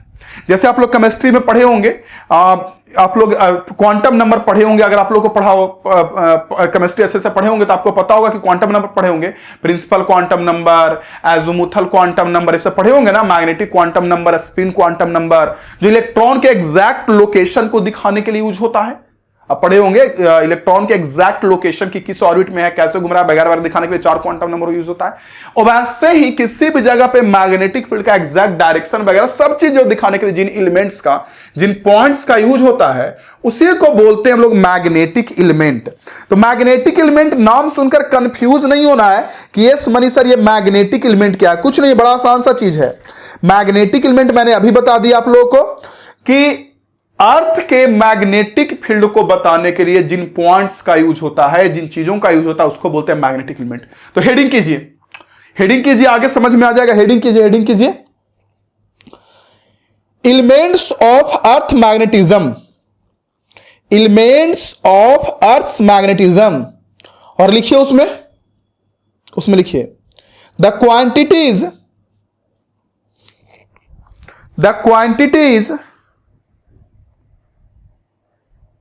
which completely describe the quantities which completely describe the magnitude and direction of magnetic field। मैंने बताया ना कि जो कंप्लीटली डिस्क्राइब कर दे, बता दे, एक्सप्लेन कर दे, व्याख्या कर दे मैग्नेटिक फील्ड के बारे में, उन्हीं सब क्वांटिटीज जो तो 3 है, इन्हीं तीनों को बोलते हैं हम लोग अर्थ मैग्नेटिक एलिमेंट। क्या बोलते हैं वो देखिए, क्या क्या नाम है वो देखिए, लिखिए उसमें क्या मैंने लिखा है, the quantities which completely describe the magnitude and direction of magnetic field of earth at a place are called elements of earth magnetism. Of earth at a place are called elements of earth magnetism at that place, elements of earth magnetism at that place। Okay, और तीन element है बच्चे, तीन है जो तीनों मिलकर describe कर देता है कि कितना मैग्नीट्यूड होगा, मैग्नेटिक फील्ड का किधर डायरेक्शन होगा, एग्जैक्ट बता देता है। ये तीनों एलिमेंट का लिखिए ना, उसमें लिखिए नीचे लाइन चेंज करके, the following are 3 elements of earth magnetic field या earth magnetism. The following are 3 elements of earth magnetism. The following are 3 elements of earth magnetism. सबसे पहला नंबर है में मैग्नेटिक डिक्लिनेशन। नंबर ए में magnetic declination. Number A में magnetic declination.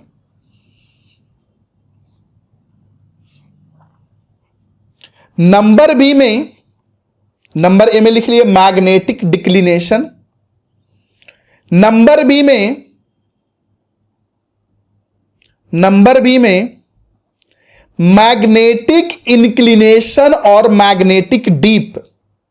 जहां लिखे ना मैग्नेटिक डिक्लिनेशन, उसके ब्रैकेट में थीटा कर लीजिए। नंबर ए में मैग्नेटिक डिक्लिनेशन, स्पेलिंग बोल देता हूं मैग्नेटिक डिक्लिनेशन का, DECLINATION, DECLINATION, magnetic declination bracket में थीटा। दूसरा में मैग्नेटिक इंक्लिनेशन और मैग्नेटिक डीप, जिसे डीप एंगल भी आगे जाके पढ़ेंगे हम लोग, उसी को बोलते हैं मैग्नेटिक इंक्लिनेशन और मैग्नेटिक डीप। ब्रैकेट में डेल्टा, उसको डेल्टा से दिखाते इस तरीके से, ये डेल्टा इस तरीके से। ओके, ऐसे होता है ना डेल्टा टाइप का, ऐसे डेल्टा। ओके, लिखिए नंबर 2 में मैग्नेटिक इंक्लिनेशन और मैग्नेटिक डीप। नंबर 3 में horizontal component of earth magnetic field, bracket में H।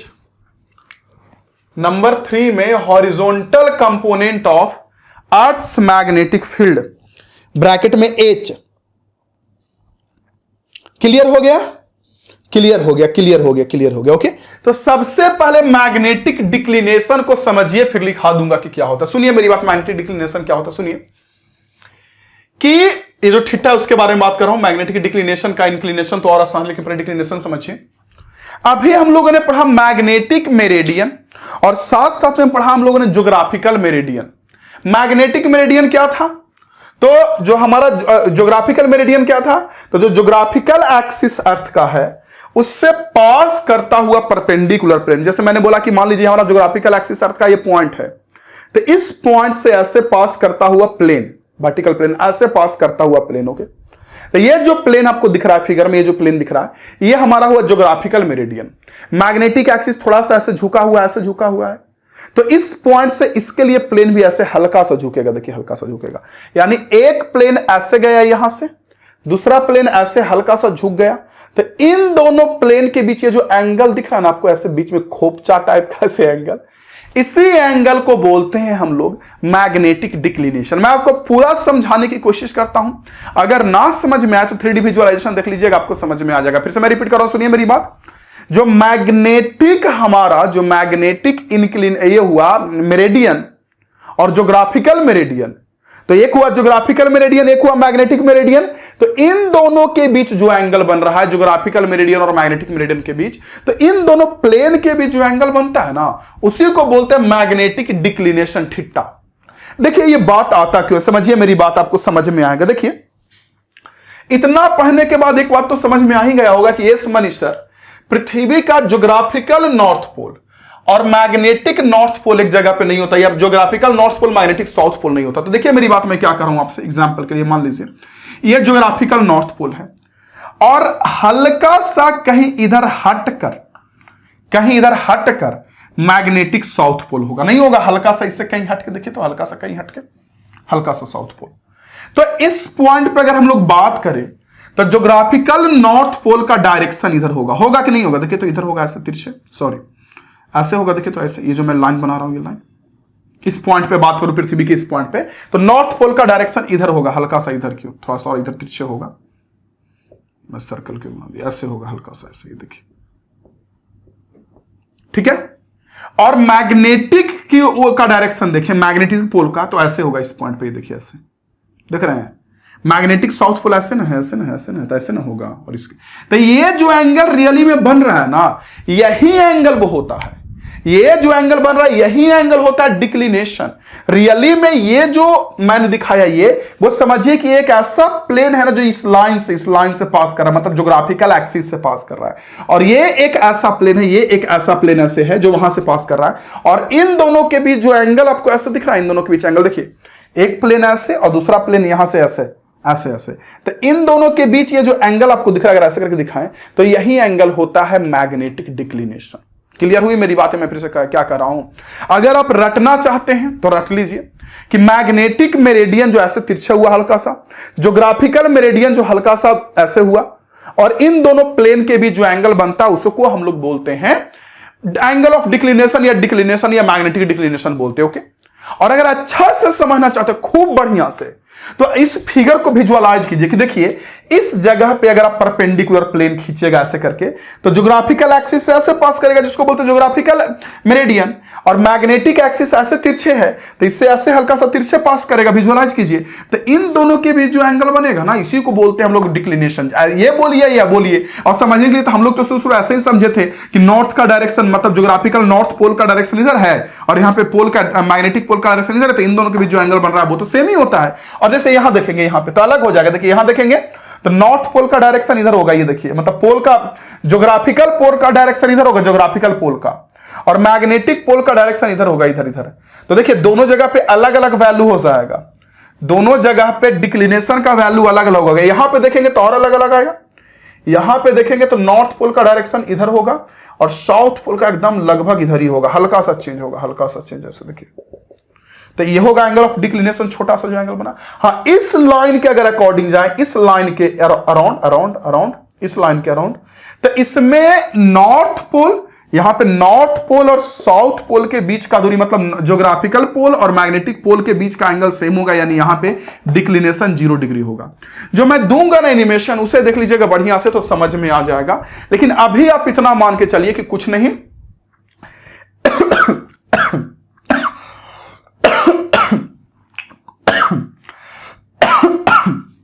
मैंने बोला मेरे बच्चे कुछ नहीं, किसी भी पॉइंट पर जो हमारा नॉर्थ पोल की ओर डायरेक्शन हुआ और साउथ पोल की ओर, कहने का मतलब ज्योग्राफिकल पोल और मैग्नेटिक पोल की ओर जो डायरेक्शन हुआ, और ये जो एंगल बन रहा है, ये जो एंगल इन दोनों के बीच, ये एंगल ऐसे जो है ऐसे, ये एंगल, इसी एंगल को बोलते हैं डिक्लिनेशन।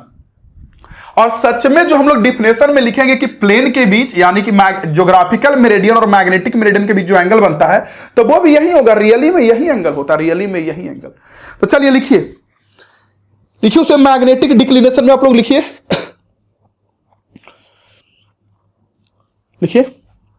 मैग्नेटिक डिक्लिनेशन में लिख लीजिए एरो देकर कि मैग्नेटिक डिक्लिनेशन क्या होता है, तो फिर बाद में जाके आपको फिर प्रॉब्लम हो जाएगा। लिखिए मैग्नेटिक डिक्लिनेशन में declination at a place is the angle between, declination या मैग्नेटिक डिक्लिनेशन भी लिख सकते हैं, मैग्नेटिक डिक्लिनेशन या declination at a place is the angle between, the geographical meridian and magnetic meridian, is the angle between the geographical meridian and the magnetic meridian, geographical meridian and the magnetic meridian। Okay, उसी में लिखे full stop बाद it is denoted by theta, okay. चलिए इसको देखिए plane से भी दिखाया जाता है, वो मैं प्लेन से आपको दिखा देता हूं, आपको समझ में आ जाएगा। देखिए मैं इसे पहले साफ करता हूं तब आपको अच्छे से क्लियर होगा। ये तो आप लोग विजुअलाइज कर ही लिए होंगे मेरे ख्याल से, और किए ही होंगे, कोई दिक्कत तो होगा नहीं। चलिए देखिए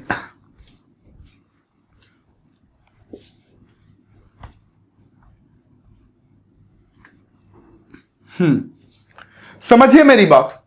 कि कैसे होता है। देखिए मान लीजिए कि कोई पॉइंट था अर्थ का, ये आपका कोई पॉइंट था, अर्थ का पॉइंट, ओके। तो इससे आपको एग्जाम्पल के लिए मान लीजिए ऐसे मिला, आपको मैं समझाया, ये हमारा कौन है, ज्योग्राफिकल या मैग्नेटिक प्लेन है, जो भी लेना है बोले लीजिए, मैग्नेटिक प्लेन ही ले लीजिए चलिए, या ज्योग्राफिकल प्लेन ले लीजिए। तो ये हमारा ज्योग्राफिकल प्लेन है, ओके। तो मैग्नेटिक प्लेन ऐसे हल्का सा तिरछे जाएगा, हल्का सा, देखिए ऐसे तिरछे।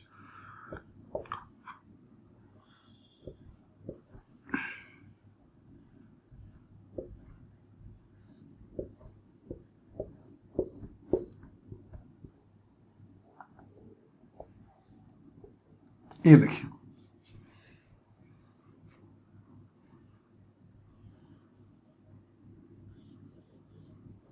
हल्का सा ऐसे तिरछे जाएगा ये प्लेन, देख रहे हैं। और इसके भी जो एंगल होगा उसी को बोलेंगे वो चीज। इसको आप शॉर्टकट में ऐसे नीचे डॉट डॉट दिखा सकते हैं, ऐसे करके हल्का सा।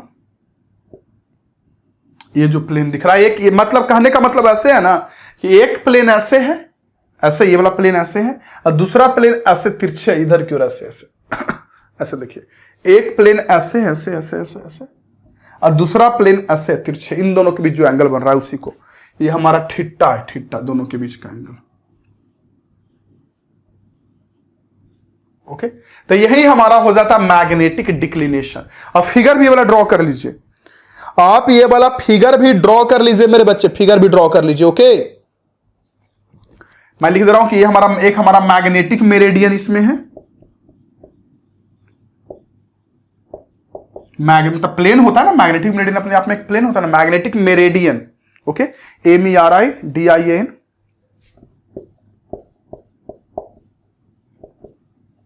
और ये हमारा प्लेन ज्योग्राफिकल मेरिडियन है। थोड़ा बुक वगैरह में देखिएगा, बुक वगैरह में कलर किया रहता है तो 3D टाइप का लगेगा, तो आपको समझ में आएगा अच्छे से। जियोग्राफिकल मेरिडियन नहीं देखिएगा तो प्रॉब्लम हो जाएगा, ये टर्म प्रॉब्लम कर देगा। रटना है तो फिर रट ही सकते हैं, उसके लिए तो कोई दिक्कत है ही नहीं। लेकिन अगर विजुअलाइज करना चाहते हैं तब आपको एनिमेशंस भी देखना पड़ेगा, और एनिमेशंस के साथ साथ आपको यह भी करना पड़ेगा जो मैं कह रहा हूं आपको। क्लियर हुई चीजें? क्लियर हो गया? Yes sir. तो चलिए इस फिगर को ड्रॉ कीजिए, और नेक्स्ट टर्म में चलते हैं हम लोग का एंगल ऑफ डीप क्या होता है, angle of deep, next term angle of deep. इस फिगर को ड्रॉ कर लीजिए जल्दी से। एंगल ऑफ डीप बड़ा आसान सा चीज है, बड़ा आसान सा, बहुत आसान है, उसमें कुछ है ही नहीं। एंगल ऑफ डीप में आप ऐसे समझ सकते हैं, ओके। समझिए एंगल ऑफ डीप क्या होता है, समझिए। देखिए हम लोग को क्या लगता है ना कि अगर बार मैग्नेट को ऐसे करके टांगेंगे, सेकंड टर्म में आता है, नंबर बी में लिखिए एंगल ऑफ डीप। पहला एलिमेंट लिख लिया ना मैग्नेटिक डिक्लिनेशन या डिक्लिनेशन। दूसरा जो एलिमेंट है वो क्या है, दूसरा एलिमेंट मैंने क्या लिखाया, एंगल ऑफ डीप ही ना लिखाया, उसी को मैग्नेटिक डीप भी बोलते हैं या मैग्नेटिक इंक्लिनेशन भी बोलते हैं, कुछ भी लिखिए। एंगल ऑफ डीप लिख लीजिए नंबर 2 में, या मैग्नेटिक डीप भी लिख सकते हैं, कोई दिक्कत नहीं, चलेगा। मैग्नेटिक डीप लिखिए, मैग्नेटिक डीप नंबर 2 में। नंबर 1 में हो गया हमारा मैग्नेटिक डिक्लिनेशन, नंबर 2 में मैग्नेटिक डीप या मैग्नेटिक इंक्लिनेशन, एक ही नाम है। देखिए मैग्नेटिक डीप क्या होता है। देखिए हम लोग को क्या लगता है ना कि अगर हम लोग चुंबक को ऐसे टांगेंगे ऐसे करके तो हमेशा बिल्कुल ऐसा सीधा रहेगा, लेकिन जबकि रियलिटी नहीं है, ये हल्का सा ऐसे भी हो सकता है, ये हल्का सा ऐसे भी हो सकता है। तो मान लीजिए, सोचिए आप कि आपका ये पृथ्वी का सतह ऐसे, सतह ऐसे, सतह, और आप चुंबक टांगे तो चुंबक ऐसे बिल्कुल बिल्कुल सतह के लॉन्ग है, तब तो कोई दिक्कत नहीं। लेकिन मान लीजिए थोड़ा सा ऐसे करके आपका आ गया चुंबक, थोड़ा सा ऐसे आ गया, सतह से थोड़ा सा ऐसे तिरछे, चुंबक को टांगे तब फ्रीली टंगा हुआ है तो सीधा ना रह के बल्कि ऐसे हो जाता है ऐसे। तो ये पृथ्वी के सतह यानी हॉरिजॉन्टल से ये जितना कोण बना रहा ना, जितना एंगल, उसी एंगल को हम लोग बोलते हैं एंगल ऑफ डीप। ये जो हमारा मैग्नेट अर्थ के मैग्नेटिक फील्ड से, मतलब हॉरिजॉन्टल से जितना एंगल बनाता है उसी को बोलते हैं हम लोग एंगल ऑफ डीप। कुछ बच्चे बोलेंगे सच में सर एंगल ऑफ डीप या मैग्नेटिक डीप, सच में चुंबक जो होता है वो सीधा नहीं रहता सर, ऐसे होता है? हाँ होता है। देखिए आपका ये मान लीजिए पृथ्वी है, सुनिए मेरी बात, आपका ये पृथ्वी का सतह यानी हॉरिजॉन्टल पोजीशन है, ये हॉरिजॉन्टल पोजीशन, या चलिए पूरा हॉरिजॉन्टल पोजीशन है। और मान लीजिए कि किसी भी जगह पर चुंबक आपका ऐसे ठहरता है, ऐसे ऐसे ठहरता है, मैग्नेट चुंबक। तो ये जो एंगल बन रहा है ना, इसी को बोलते हैं मैग्नेटिक डीप या एंगल ऑफ डीप, जो भी बोलिए एक ही चीज है। समझ में आ रही मेरी बात? सर एक्सप्लेन कीजिए ना कि मैग्नेट ऐसे तिरछे कैसे रुकेगा सर, ये तो ऐसे रुकेगा, तिरछे कैसे? हाँ रुकता है, मैं एक्सप्लेन करता हूं। देखिए समझिए मेरी बात।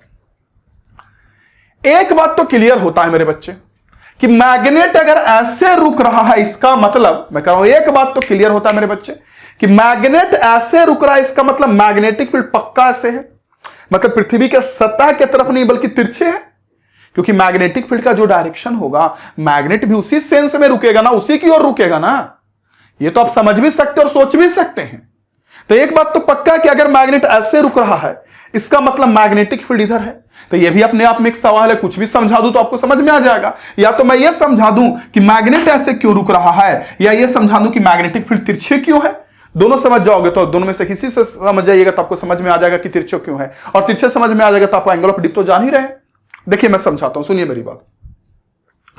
आप हॉरिजॉन्टल का मतलब पहले समझते हैं। क्षैतिज जिससे बोलते हैं, जैसे मान लीजिए यहां पे इंसान मान लीजिए रहा तो ऐसे रहेगा, यहां पे ऐसे, और यहां पे अगर कोई इंसान रहेगा तो कैसे रहेगा जी? यहां पर ऐसे रहेगा इंसान। देखिए ऐसे ऐसे ऐसे ऐसे, ये देखिए ये मुंडी और नीचे पैर, देख रहे हैं? आपको दिखाई भी दे रही होगी। मतलब यहां वाला इंसान के लिए ये जमीन है, ये हॉरिजॉन्टल, और इधर आसमान, इधर ऊपर होगा। यहां जो इंसान होगा उसके लिए ऐसे होगा, इधर ऊपर होगा, देख रहे हैं? ये जमीन कहलाएगा। और यहां वाला इंसान जो है, यहां वाला इंसान, उसके लिए ये जमीन कहलाएगा। यहां जो इंसान होगा उसके लिए ये जमीन कहलाएगा। ऐसे हॉरिजॉन्टल होता है। ऐसा नहीं कि हॉरिजॉन्टल का मतलब यही है, पृथ्वी बहुत बड़ा है ना। ये तो विजुअलाइज करने वाली चीज है। अभी विजुअलाइज कीजिएगा तो आपको समझ में आएगा कि यार तो आपका बहुत बड़ा है। तो यहां जो इंसान है उसके लिए ये हॉरिजॉन्टल है, यहां जो इंसान है वो ये हॉरिजॉन्टल है, और यहां के इंसान के लिए ये हॉरिजॉन्टल है। हॉरिजॉन्टल मतलब बिल्कुल जो हम लोग बोलते हैं सीधा जमीन, ये जमीन है, ये जमीन। अब ये मत सोचिएगा कि इंसान से टपक के नीचे गिर जाएगा, नहीं, ऐसा नहीं होता है। वैसे तो पोल्स पे नहीं होते हैं कोई, लेकिन अगर मैं बोल रहा हूं कि अगर ऐसे चीजें हैं तो मैं कह रहा हूं कि ऐसा नहीं कि इंसान टपक कर नीचे गिरेगा, ग्रेविटी के कारण खिंचा के रहेगा और उसको यहीं लगेगा, और ये थोड़ी समझेगा कि मैं नीचे क्यों ऊपर हूं। इसको तो लगेगा कि हम भी ऊपर, इसको लगेगा हम भी ऊपर, इसको लगेगा हम भी ऊपर हैं। जैसे हम लोग को लगता है ना कि पृथ्वी के हम ऊपर हैं, हम ऊपर है क्या? इंडिया हमारा कहीं यहां पे, हम लोग कहीं यहां पे इधर मुंडी करके खड़ा है ऐसे। इंडिया हमारा कहीं यहां पे इधर मुंडी करके, मतलब स्पेस में क्या ऊपर क्या नीचे। जब ब्रह्मांड की बातें हो जाएगी तो क्या ऊपर क्या नीचे। समझ रहे हैं मेरी बातों को मैं क्या कर रहा हूं? क्या ऊपर क्या नीचे। तो देखिए तो मेरे बच्चे, यहां जो आदमी होगा, यहां इस जगह पे पृथ्वी का जो सतह है, सरफेस है, उससे मैग्नेटिक लाइन ऑफ फोर्स निकल रहा है। नहीं, इस जगह पे नॉर्थ पोल है और यहां से देखिए मैग्नेटिक लाइन ऑफ फोर्स यहां से निकल रहा है। देखिएगा ध्यान से, एक सेकेंड। हाँ, मैंने क्या बोला कि इस जगह से मैग्नेटिक लाइन ऑफ फोर्स, ये देखिए निकल रहा है। देखिए इस जगह से मैग्नेटिक लाइन ऑफ फोर्स निकल रहा है, यानी यहां जो सतह है उससे अगर मैग्नेटिक लाइन ऑफ फोर्स निकल रहा है तो कह सकते हैं कि यहां पे सतह के बिल्कुल 90 डिग्री पर मैग्नेटिक फील्ड का डायरेक्शन है। देखिए ना, और यहां पे सतह ऐसे है, सरफेस ऐसे है, और मैग्नेटिक फील्ड भी ऐसे है, यानी यहां पे जो मैग्नेटिक फील्ड है वो सरफेस के अलोंग है। सरफेस है इसके अलोंग है, सरफेस इधर तो इधर भी इधर। और यहां पे भी जो सरफेस है, यहां पे जो सरफेस है जहां पे आदमी अगर ऐसे रहेगा तो यहां भी सरफेस में मैग्नेटिक लाइन ऑफ फोर्स अंदर घुस रहा है। यानी इन दोनों जगह पर जो जमीन है, जमीन, उससे मैग्नेटिक लाइन ऑफ फोर्स निकल रहा है। तो सोचिए, तो यहां चुंबक रखिएगा तो मैग्नेटिक लाइन ऑफ फोर्स ऐसे निकल रहा है जी, तो चुंबक ऐसे रहेगा कि ऐसे हो जाएगा। तो यहां का आदमी कहेगा उत्तरी के चुंबक तो मेरा खड़ा हो गया। सच में पोल्स पर मैग्नेट ऐसे नहीं रहेगा हॉरिजॉन्टल, जो जमीन ऐसे, जमीन ये जमीन के तरफ नहीं रहेगा, बल्कि ऐसे हो जाएगा, ऐसे रहेगा, ऐसे ऐसे। देखिए ऐसे रहेगा नॉर्थ पोल पे या साउथ पोल पे मैग्नेट। तो यहां पे एंगल ऑफ डीप 90 डिग्री होता है। मैंने बोला ना कि हॉरिजॉन्टल जो है हर जगह पे, तो यहां के आदमी के लिए ये हॉरिजॉन्टल, यहां के आदमी के लिए हॉरिजॉन्टल, यहां के आदमी के लिए हॉरिजॉन्टल, यहां के आदमी के लिए ये। तो मैं क्या बोला आपसे? मैं बोला मेरे शेर कि इस जगह पे जहां पोल्स है, नॉर्थ पोल और साउथ पोल, वहां पे जमीन से मैग्नेटिक लाइन ऑफ फोर्स निकल रहा है, निकलकर बाहर आ रहा है टूइन से।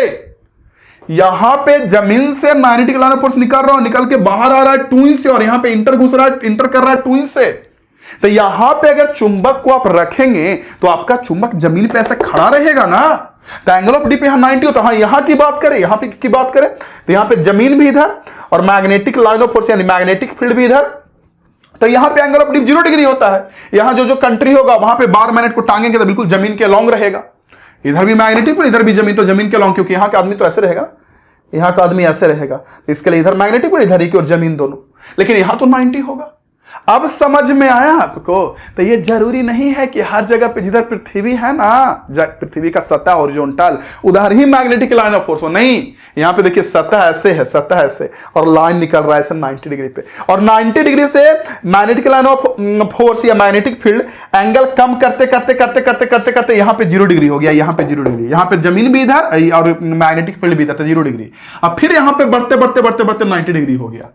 समझ में आया कि एंगल ऑफ डीप कैसे हो रहा है? जो एंगल ऑफ डीप के बारे में मैंने बोला कि हमारा जो मैग्नेटिक फील्ड का जो डायरेक्शन है, मैंने चुंबक समझाने के लिए आपको बोला कि चुंबक को रखोगे तो चुंबक सीधा नहीं रहेगा, बल्कि चुंबक कुछ ऐसे हल्का सा तिरछा हो जाएगा। तो जो चुंबक हल्का सा तिरछे हो रहा है, ये इस जमीन के साथ हॉरिजॉन्टल से जितना एंगल बना रहा है उसी को बोलते हैं एंगल ऑफ डीप। लेकिन चुंबक से ज्यादा मतलब नहीं है, हमको मैग्नेटिक फील्ड के डायरेक्शन से मतलब है। मैग्नेटिक फील्ड का डायरेक्शन, पृथ्वी के मैग्नेटिक फील्ड का डायरेक्शन, जो सतह से, सरफेस से, हॉरिजॉन्टल से जो एंगल बनाता है उसी को बोलते हैं एंगल ऑफ डीप। और कुछ बच्चों को माइंड में आएगा कि सर हर जगह पर तो एंगल ऑफ डीप 0 डिग्री होगा, क्यों? क्योंकि मैग्नेटिक फील्ड हर जगह तो सतह के लॉन्ग जाता नहीं जाता है। बार मैग्नेट को टांगिएगा ऐसे करके तो हर जगह ऐसे सीधा नहीं रहेगा, बल्कि कहीं कहीं ऐसे भी रहेगा, कहीं कहीं ऐसे भी रहेगा, कहीं कहीं ऐसे भी रहेगा, कहीं कहीं ऐसे भी रहेगा, कहीं कहीं ऐसे भी रहेगा। वो डिपेंड करता है कि किधर मैग्नेटिक फील्ड है।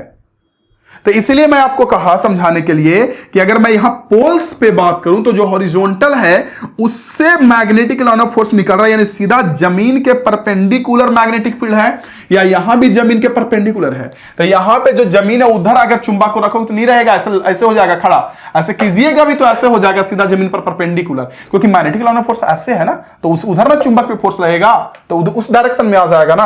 हाँ, इक्वेटर पे पक्का है कि इक्वेटर पे जो हमारा मैग्नेट है या फिर मैग्नेटिक फील्ड का डायरेक्शन बोलिए, जो बोलिए, मैग्नेट तो उधर ही रहेगा जिधर मैग्नेटिक फील्ड है।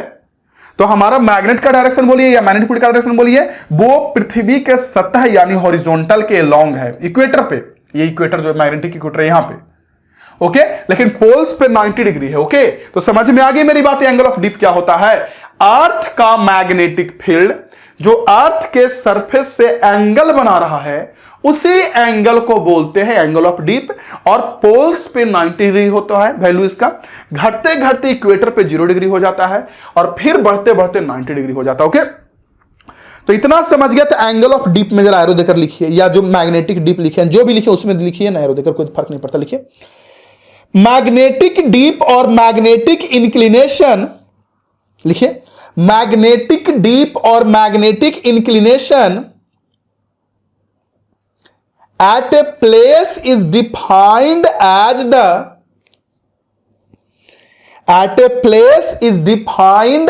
the angle made by direction of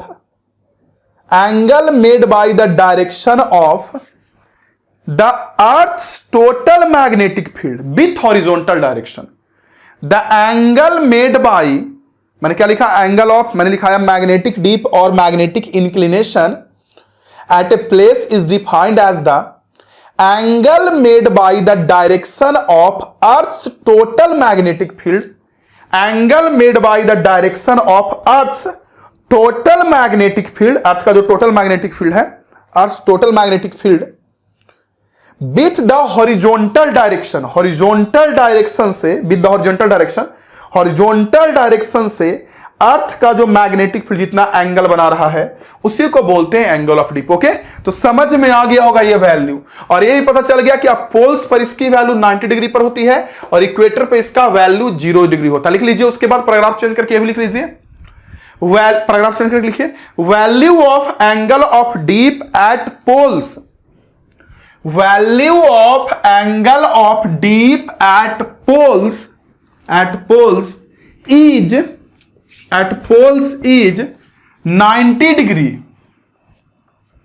value of angle of dip या मैग्नेटिक डीप, दोनों एक ही नाम है, मैं बार बार बोल रहा हूं, या मैग्नेटिक इंक्लिनेशन। तो value of angle of dip at poles is 90 degree and at equator is 0 degree, and at equator is 0 degree. Poles पे 90 डिग्री होता है और इक्वेटर पे इसकी वैल्यू जो होती है वो घटकर 0 डिग्री के बराबर हो जाती है। तो आपको समझ में आ रहा होगा अच्छे से इंक्लिनेशन डिक्लिनेशन समझ में आ गया। डिक्लिनेशन क्या था? तो डिक्लिनेशन एंगल था ज्योग्राफिकल मेरिडियन और मैग्नेटिक मेरिडियन के बीच। और इंक्लिनेशन क्या है? तो इंक्लिनेशन हमारा जो अर्थ का नेट मैग्नेटिक फील्ड यानी जो मैग्नेटिक फील्ड है वो पृथ्वी के सरफेस से कितना एंगल बना रहा है उसके साथ है। और यह भी कंफ्यूजन दूर हो गया होगा कि हमेशा 0 डिग्री जो बच्चों को मानने में आता है कि हमेशा जो मैग्नेट रहेगा वो 0 डिग्री पर रहेगा या मैग्नेटिक फील्ड 0 डिग्री पर रहेगा, ऐसा नहीं है। वो हर जगह पे देश बाय देश कंट्री बाय कंट्री वैरी करता है। तो ये बातें समझ में आ गई होगी। अब आते हैं थर्ड एलिमेंट पे स्टूडेंट्स। 2 एलिमेंट तो समझ में आ गए आप लोगों को, और ये कोई बहुत बड़ी बात नहीं है बच्चे, हल्का फल्का भी सोचिएगा तो आपको समझ में आएगा कि सच में इस मनीषर हमारा ये अर्थ है। यहां के आदमी के लिए जमीन इधर, यहां के आदमी के लिए जमीन इधर, यहां के आदमी के लिए जमीन इधर। तो इधर से मैग्नेटिक लाइन ऑफ फोर्स जो ऐसे निकल के इसमें आ रहा है, तो यहां पे तो जमीन के परपेंडिकुलर हॉरिजॉन्टल जो है उसके परपेंडिकुलर ना है हमारा मैग्नेटिक फील्ड। तो मैग्नेटिक फील्ड तो जमीन से 90 डिग्री एंगल बना रहा है, तो अगर मैग्नेट भी रखेंगे तो 90 डिग्री बनाएगा। हाँ, यहां पे जमीन इधर है तो मैग्नेटिक फील्ड भी इधर है, तो यहां पे 0 डिग्री बनाएगा। तो यहां पे जमीन के लॉन्ग यहां पर वाला लोग खुश रहेगा, लेकिन यहां भी रखेंगे तो 90 बनाएगा। तो पोल्स पे 90 होता है, घटते घटते इक्वेटर पे 0, फिर बढ़ते बढ़ते पोल्स पे 90 डिग्री हो जाता है। ये बात आप समझ गए। ओके, थर्ड लिखिए। तीसरा टर्म जो हम लोगों ने बोला, थर्ड टर्म जो हम लोगों ने बोला, लिखिए horizontal component of earth's magnetic field. Horizontal component of earth's magnetic field.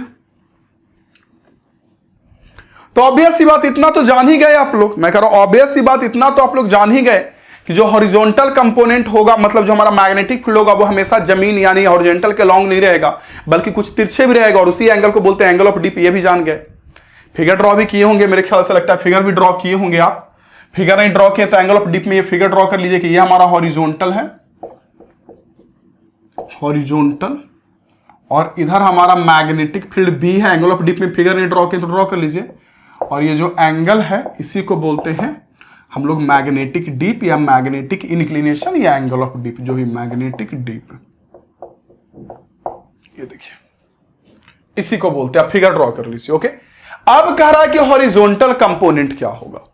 तो बच्चे जो मेरा मैग्नेटिक फील्ड है, सुन लीजिए पहले, फिर लिख लीजिएगा। मैग्नेटिक फील्ड है, उसका कुछ ना कुछ इधर भी कंपोनेंट मिलेगा, कुछ ना कुछ वर्टिकल में भी कंपोनेंट मिलेगा। जब कोई वेक्टर तिरछे है तो कंपोनेंट तो पढ़े होंगे ना कि इधर एंगल डेल्टा इधर मिलेगा बी कॉस डेल्टा, इधर मिलेगा बी साइन डेल्टा। तब बी का जो हॉरिजॉन्टल डायरेक्शन में कंपोनेंट मिलेगा, बी का मैग्नेटिक फील्ड का जो हॉरिजॉन्टल डायरेक्शन में कंपोनेंट मिलेगा, उसी कंपोनेंट को हम लोग बोलते हैं मैग्नेटिक हॉरिजॉन्टल कंपोनेंट। ये तो बड़ा सिंपल सा चीज है जी कि तिरछे होगा तो कंपोनेंट जो मिलेगा वो मिलेगा हॉरिजॉन्टल कंपोनेंट। हाँ, ये बात और है कि पोल्स पर, जो पोल्स है, पोल्स, इस पोल्स पर मैग्नेटिक फील्ड परपेंडिकुलर होता है हॉरिजॉन्टल का, तो हॉरिजॉन्टल कंपोनेंट निकालेंगे 90 डिग्री पर तो 0 आ जाएगा। ये पता है ना कि 90 डिग्री पे कंपोनेंट निकालेंगे बी कॉस डेल्टा करके तो 0 आ जाएगा। तो पोल्स पे हॉरिजॉन्टल कंपोनेंट की वैल्यू 0 होती है। ओके, तो चलिए लिखिए हॉरिजॉन्टल कंपोनेंट में लिख लीजिए। लिखिए it is the component of earth magnetic field.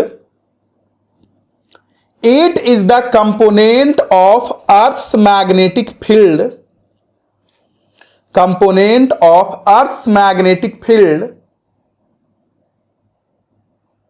It is the component of Earth's magnetic field along the horizontal direction. Along the horizontal direction.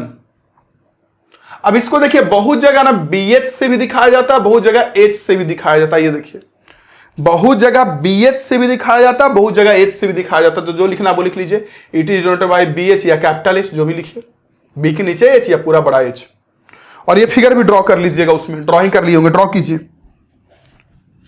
Angle of deep में वो फिगर ड्रॉ कीजिए। Okay, कर लिए draw, बढ़िया से figure draw कर लिए मेरे बच्चे कि फिगर क्या होता है angle of deep. Yes sir. तो अब थोड़ा सा एंगल ऑफ डीप और हॉरिजॉन्टल कंपोनेंट के बीच रिलेशन को जानेंगे। एंगल ऑफ डीप और हॉरिजॉन्टल कंपोनेंट के बीच जो संबंध है, रिलेशन फॉर्मूला, उसको जानेंगे। देखिए, आप हेडिंग कीजिए रिलेशन बिटवीन मैग्नेटिक डीप या एंगल ऑफ डीप, जो भी लिखिए, relation between magnetic deep and horizontal component of magnetic field. Relation between magnetic deep and horizontal component of magnetic field. लिख लिए, क्लियर हो गई चीजें?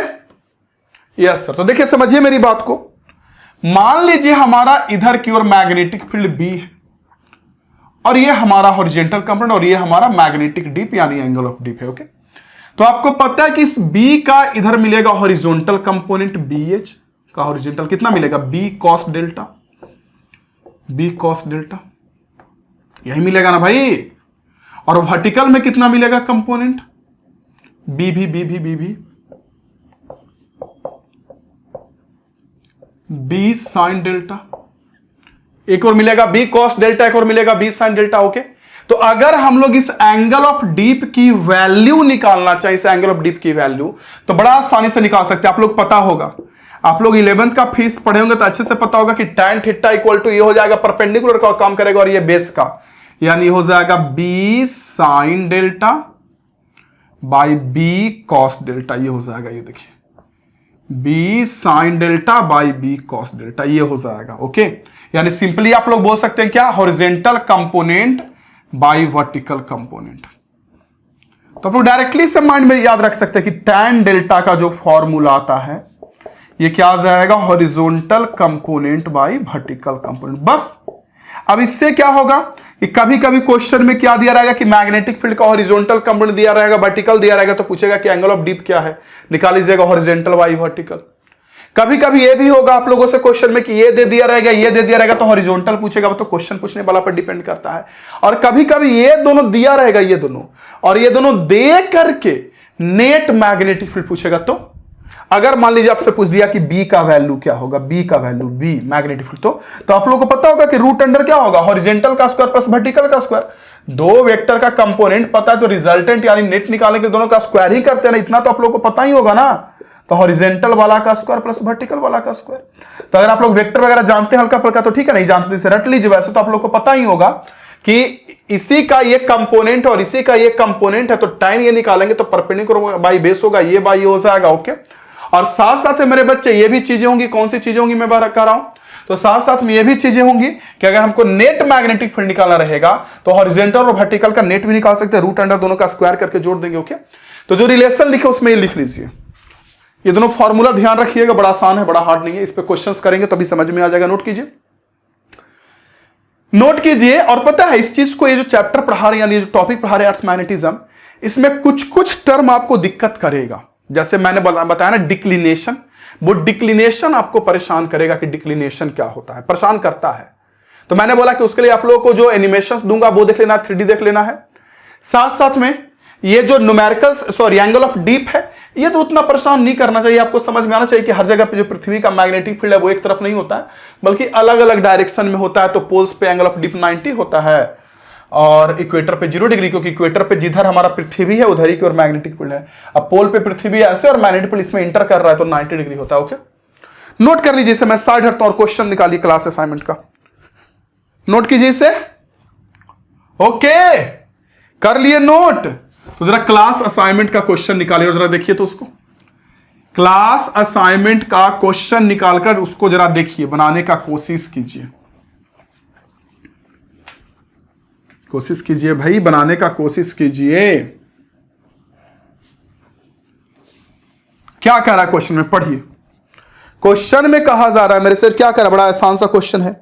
क्वेश्चन में क्या कहा जा रहा है, क्वेश्चन में आपसे साफ और सिंपल वे में, सिंपल शब्द में कह रहा है आपसे कि आपके पास मैग्नेटिक फील्ड है। देखिएगा क्वेश्चन में कह रहा है कि आपके पास मैग्नेटिक फील्ड है। ओके, और मैग्नेटिक फील्ड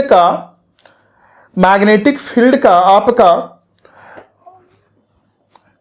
आपका कह रहा है कि the vertical component of magnetic field at a point is √3 times of horizontal component. Okay, what is the value of angle of dp या dp at place? Okay, कह रहा कि वर्टिकल कंपोनेंट जो है ना, vertical component of magnetic field is at a place is √3 times of horizontal component. यानी जो हमारा हॉरिजॉन्टल कंपोनेंट है, हॉरिजॉन्टल कंपोनेंट इसका √3 टाइम हमारा वर्टिकल कंपोनेंट है, √3 टाइम। ये देखिए, यानी जो हॉरिजॉन्टल कंपोनेंट अगर BH है तो वर्टिकल कंपोनेंट हमारा √3 BH हो जाएगा, उसका √3 टाइम हो जाएगा। Okay, √3 time. ये देखिए, √3BH। ओके, तो नेट मैग्नेटिक फील्ड कुछ ऐसे पास करेगा, नेट मैग्नेटिक फील्ड। तो ये एंगल ऑफ डीप की वैल्यू पूछ रहे, तो आपको ही पता है कि अगर हम tan डेल्टा निकालेंगे तो परपेंडिकुलर बाई बेस होगा। तो इसके लिए परपेंडिकुलर क्या होता है, tan delta equal to vertical component by horizontal component. निकालेंगे तो वर्टिकल हमारा √3BH और ये हमारा BH का कट करा गया √3, तो ऑब्वियस सी बात डेल्टा की वैल्यू हो गई कितना, 60 डिग्री। आसानी से निकल गया, नोट कर लीजिए, बड़ा इजी सा क्वेश्चन है, बड़ा इजी सा क्वेश्चन है। इस क्वेश्चन में कोई दम नहीं है, बड़ा आसान क्वेश्चन है, मतलब बहुत आसान क्वेश्चन, आसान नहीं बहुत आसान question. Okay okay students,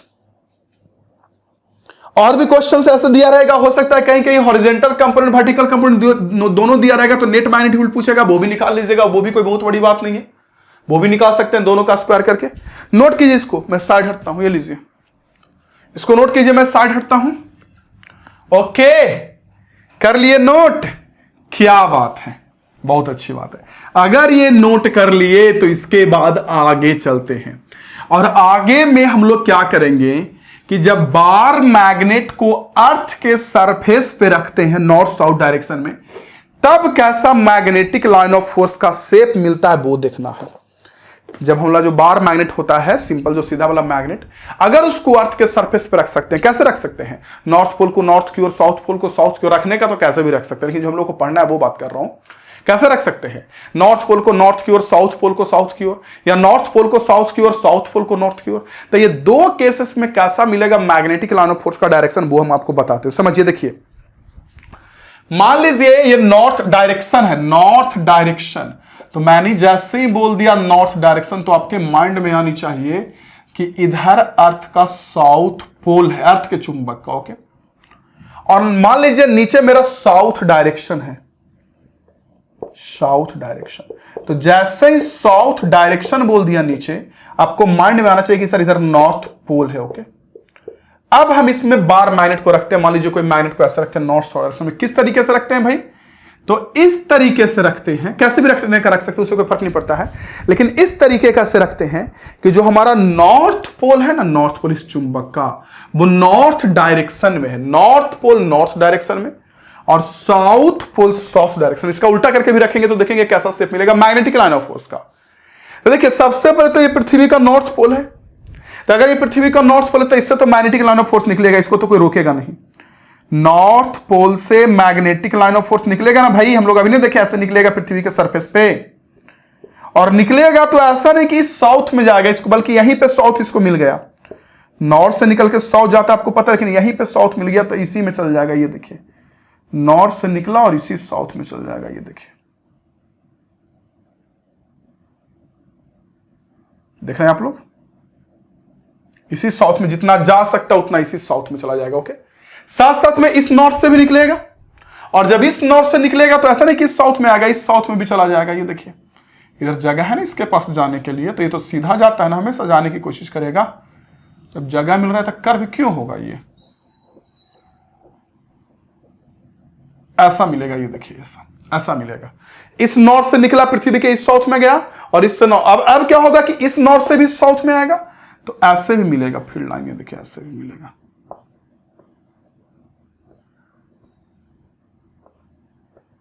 cut कभी नहीं करता है, ये कट कभी नहीं करेगा, आपको मैं अच्छा से फिगर बना हुआ डाल दूंगा, दिखा दूंगा, तो ऐसा मिलेगा शेप। ये देखिए ऐसा मिलेगा shape magnetic line of force का।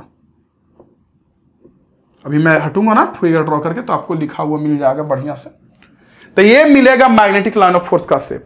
ऐसा शेप क्यों मिल रहा है आपको समझ में आ गया होगा। और हाँ, और भी चीजें कि इधर से भी मैग्नेटिक लाइन ऑफ फोर्स निकलेगा, ऐसे होके जाएगा, जिसको जगह नहीं मिलेगा इसमें जाने का, क्योंकि कट तो करना नहीं है, तो इधर किनारे से ऐसे होकर इधर मुड़ना चाहेगा, फिर ऐसे होकर ऐसे मुड़कर चला जाएगा। ये देखिए, तो ऐसे शेप मिलेगा ऐसे।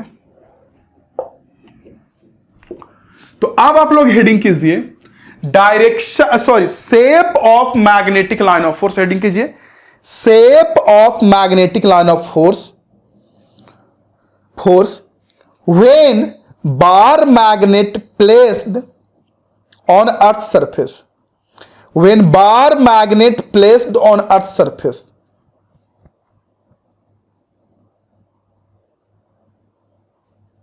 ओके, और ये सबसे पहले नंबर में मैंने क्या बनाया कि नॉर्थ पोल नॉर्थ डायरेक्शन में और साउथ पोल साउथ डायरेक्शन में। ओके, तो नंबर ए में लिखिए, इसके बाद नंबर ए में अभी नहीं लिखना, नंबर ए में लिख लीजिए और जगह छोड़ लीजिएगा फिगर ड्रॉ करने के लिए।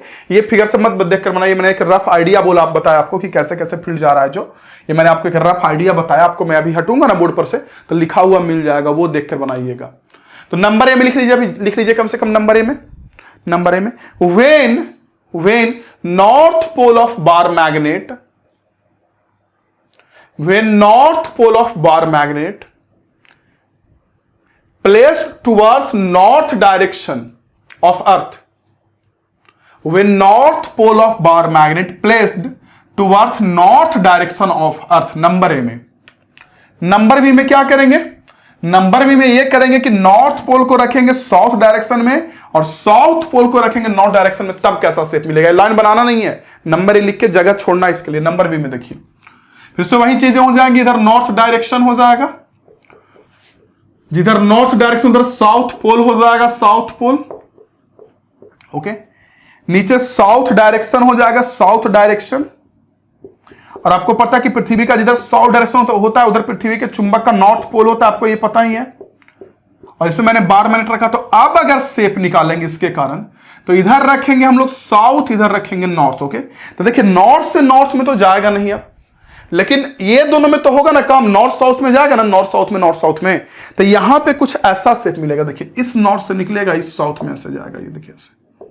इस नॉर्थ से तो नॉर्थ में नहीं ना जाता, पता है ना आप लोगों को कि नॉर्थ से साउथ में, तो इस नॉर्थ साउथ को तो कोई रोकेगा नहीं, इधर से निकलने से भी नहीं कोई रोकेगा, ये देखिए। और साउथ में इंटर करने से भी कोई नहीं रोकेगा, ये देखिए। और इधर से जो नॉर्थ से निकलेगा लाइन, वो ऐसे करते हुए इस साउथ में चला जाएगा, ये देखिए। ये तो इसमें जाएगा तो फिर कट कर देगा, इसलिए इधर साउथ में चला जाएगा, ये देखिए आपको दिख रहा होगा ऐसा।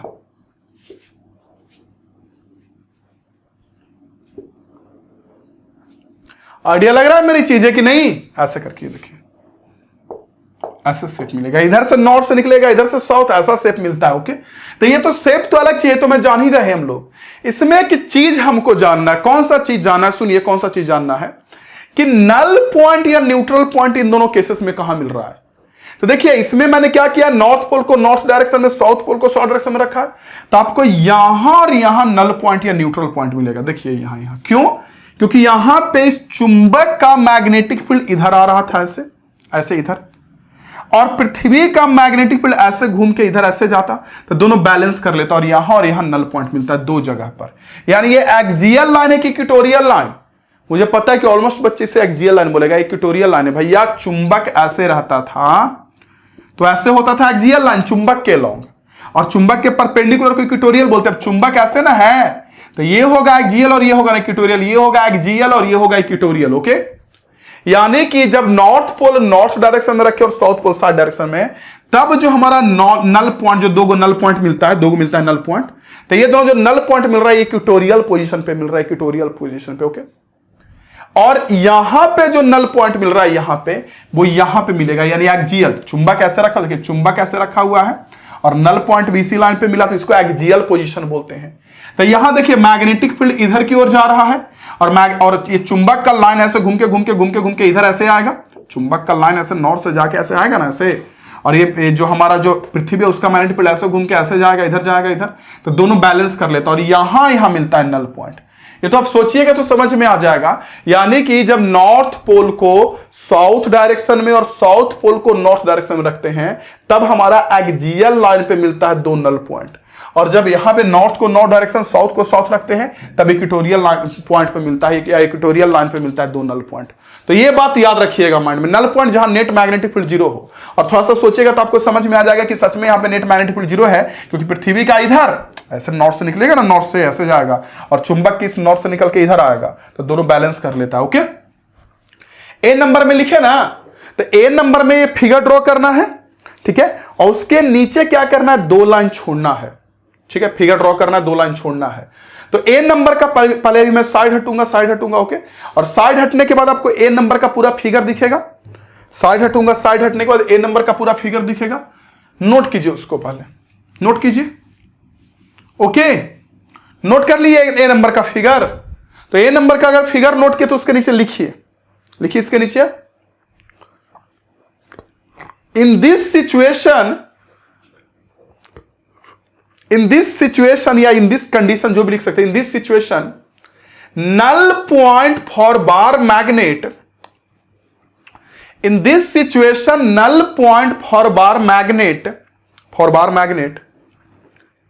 is at equatorial position. Null point for bar magnet is at equatorial position. लिख लिए, in this situations null point for bar magnet is at equatorial, axial नहीं है, चुंबक ऐसे रखा हुआ है, मैग्नेटिक डायपोल मोमेंट ऐसे ऐसे ऐसे ऐसे ऐसे नॉर्थ से साउथ ऐसे, उसके परपेंडिकुलर लाइन है, ये इक्वेटोरियल है। ओके, हो गया। अब मैं साइड हटूंगा क्या, बी नंबर में लिखिए, बी नंबर लिखिए, और उसको इस फिगर को ड्रॉ करना, बी नंबर लिखिए, बी में लिखिए, when north pole of bar magnet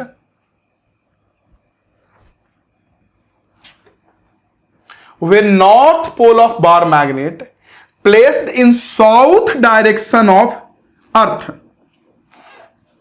when north pole of bar magnet placed in south direction of earth, number B में लिखना, नंबर बी में। अब मैं साइड हटूंगा और ये फिगर आपको दिखेगा, चलिए मैं साइड हटता हूं, वो फिगर दिखेगा, बी नंबर का फिगर, उसे नोट कीजिए। ओके, नोट कर लिए। तो अब इसके नीचे लिखिए, इन दिस कंडीशन, नीचे लिखिए, in this condition null point, in this condition null point is at axial position of bar magnet. In this condition null point दिखा लीजिएगा, जो फिगर में भी लिखा हुआ दिख रहा होगा आपको। In this condition null point या न्यूट्रल पॉइंट भी लिख सकते हैं। In this condition null point is at axial position of bar magnet. Bar magnet के एक्सियल पोजीशन पे उस समय नल पॉइंट है, उस समय, हमेशा नहीं, उस समय। क्लियर हो गई चीजें, समझ में आ गई बातें, क्लियर हो गई चीजें अच्छे से। चलिए, क्लियर हो गई तो बहुत अच्छी बात है बच्चे, मैं फिर से कर रहा हूं, क्लियर हो गई तो बहुत अच्छी बात है। मैं ये सबको साफ करता हूं। ओके, और फिर से माइंड में डाल लीजिए कि अर्थ हमारा एक मैग्नेट है।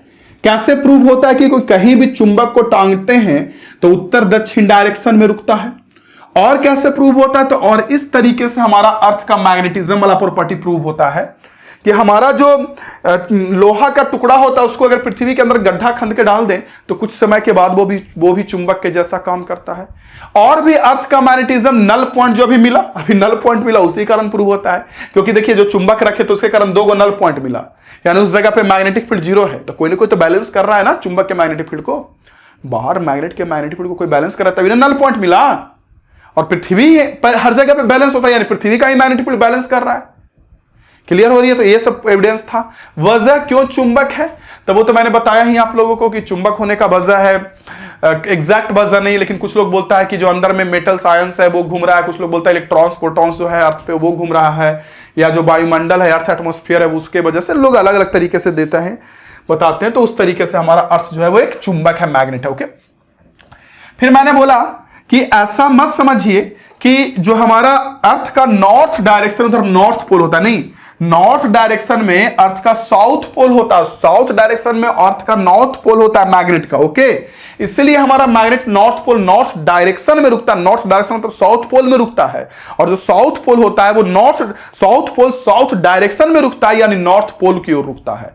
तो ये मैंने बता दिया। फिर मैंने बताया कि क्या होता है ज्योग्राफिकल एक्सिस, क्या होता है मैग्नेटिक एक्सिस। तो जो हमारा पृथ्वी का नॉर्थ और साउथ डायरेक्शन होता है उसको मिलाने वाले लाइन को हम लोग बोलते हैं ज्योग्राफिकल एक्सिस। जो मैग्नेट का नॉर्थ साउथ पोल होता है उसको मिलाने वाले लाइन को बोलते हैं मैग्नेटिक एक्सिस। फिर जो सर्कल से सबसे बड़ा ड्रॉ किया जाता है उसको ज्योग्राफिकल इक्वेटर और मैग्नेटिक इक्वेटर कहा जाता है। और फिर मैंने बात किया आप लोगों से कि क्या होता है मैग्नेटिक मेरिडियन और ये ज्योग्राफिकल मेरिडियन। तो मैंने कहा कि ज्योग्राफिकल एक्सिस से पास करता हुआ vertical plane geographical meridian, magnetic axis से पास करता हुआ प्लेन मैग्नेटिक मेरिडियन। फिर हम लोग मैग्नेटिक एलिमेंट पे आ गए और मैंने बोला कि 3 ऐसा पॉइंट है जो आपको एग्जैक्ट बता देगा कि किस जगह पे कितना मैग्नीट्यूड होगा, मैग्नीट्यूड का और क्या डायरेक्शन होगा, एग्जैक्ट बता देगा। उसमें सबसे पहला था डिक्लिनेशन। डिक्लिनेशन क्या था भाई? तो डिक्लिनेशन था कि मैग्नेटिक मेरिडियन और ज्योग्राफिकल मेरिडियन, जो मैग्नेटिक मेरिडियन हल्का सा तिरछा था और ये इन दोनों प्लेन के बीच एंगल मारा। और मैंने बड़ा सिंपल तरीके से आपको समझा दिया, ऐसे एनिमेशंस दे दूंगा आपको कि हमारा ये जो अर्थ है, तो अगर यहां पे मान लीजिए हमारा पोल है नॉर्थ पोल, ज्योग्राफिकल पोल, और यहाँ पे मैग्नेटिक पोल है। तो यहां से ऐसे पास करेगा हमारा ज्योग्राफिकल मेरिडियन और ऐसे पास करेगा मैग्नेटिक मेरिडियन, और इन दोनों के बीच जो एंगल होगा उसी को हम लोग बोलते हैं डिक्लिनेशन। एंगल ऑफ डिप क्या होता है? तो मैंने बताया कि जो सतह है, पृथ्वी का सतह, ऐसा नहीं कि सतह के लॉन्ग हर जगह पे मैग्नेटिक फील्ड होता है, बल्कि कहीं कहीं परपेंडिकुलर, कहीं कहीं 30-60 अलग अलग एंगल पे होगा। जैसे पोल्स में मैंने कहा कि परपेंडिकुलर होगा तो यहाँ पे एंगल ऑफ डिप 90 होगा, फिर घटते घटते यहाँ पे इक्वेटर पे 0, फिर बढ़ते बढ़ते यहाँ पे 90 हो जाएगा। तो हमारा जो मैग्नेटिक फील्ड जितना एंगल बना रहा है सरफेस के साथ, अर्थ सरफेस के पास साथ, उसी एंगल को हम लोग बोलते हैं वो वैल्यू है, उसी एंगल को हम लोग वो बोलते हैं वैल्यू। ओके, तो आई होप मेरी बातें आपको समझ में आ रही होंगी, अच्छा से समझ में आ गया होगा। थोड़ा 2 बार पढ़िएगा तो आपको समझ में आ जाएगा, कोई प्रॉब्लम वाली बातें नहीं होती है ये सब चीजें।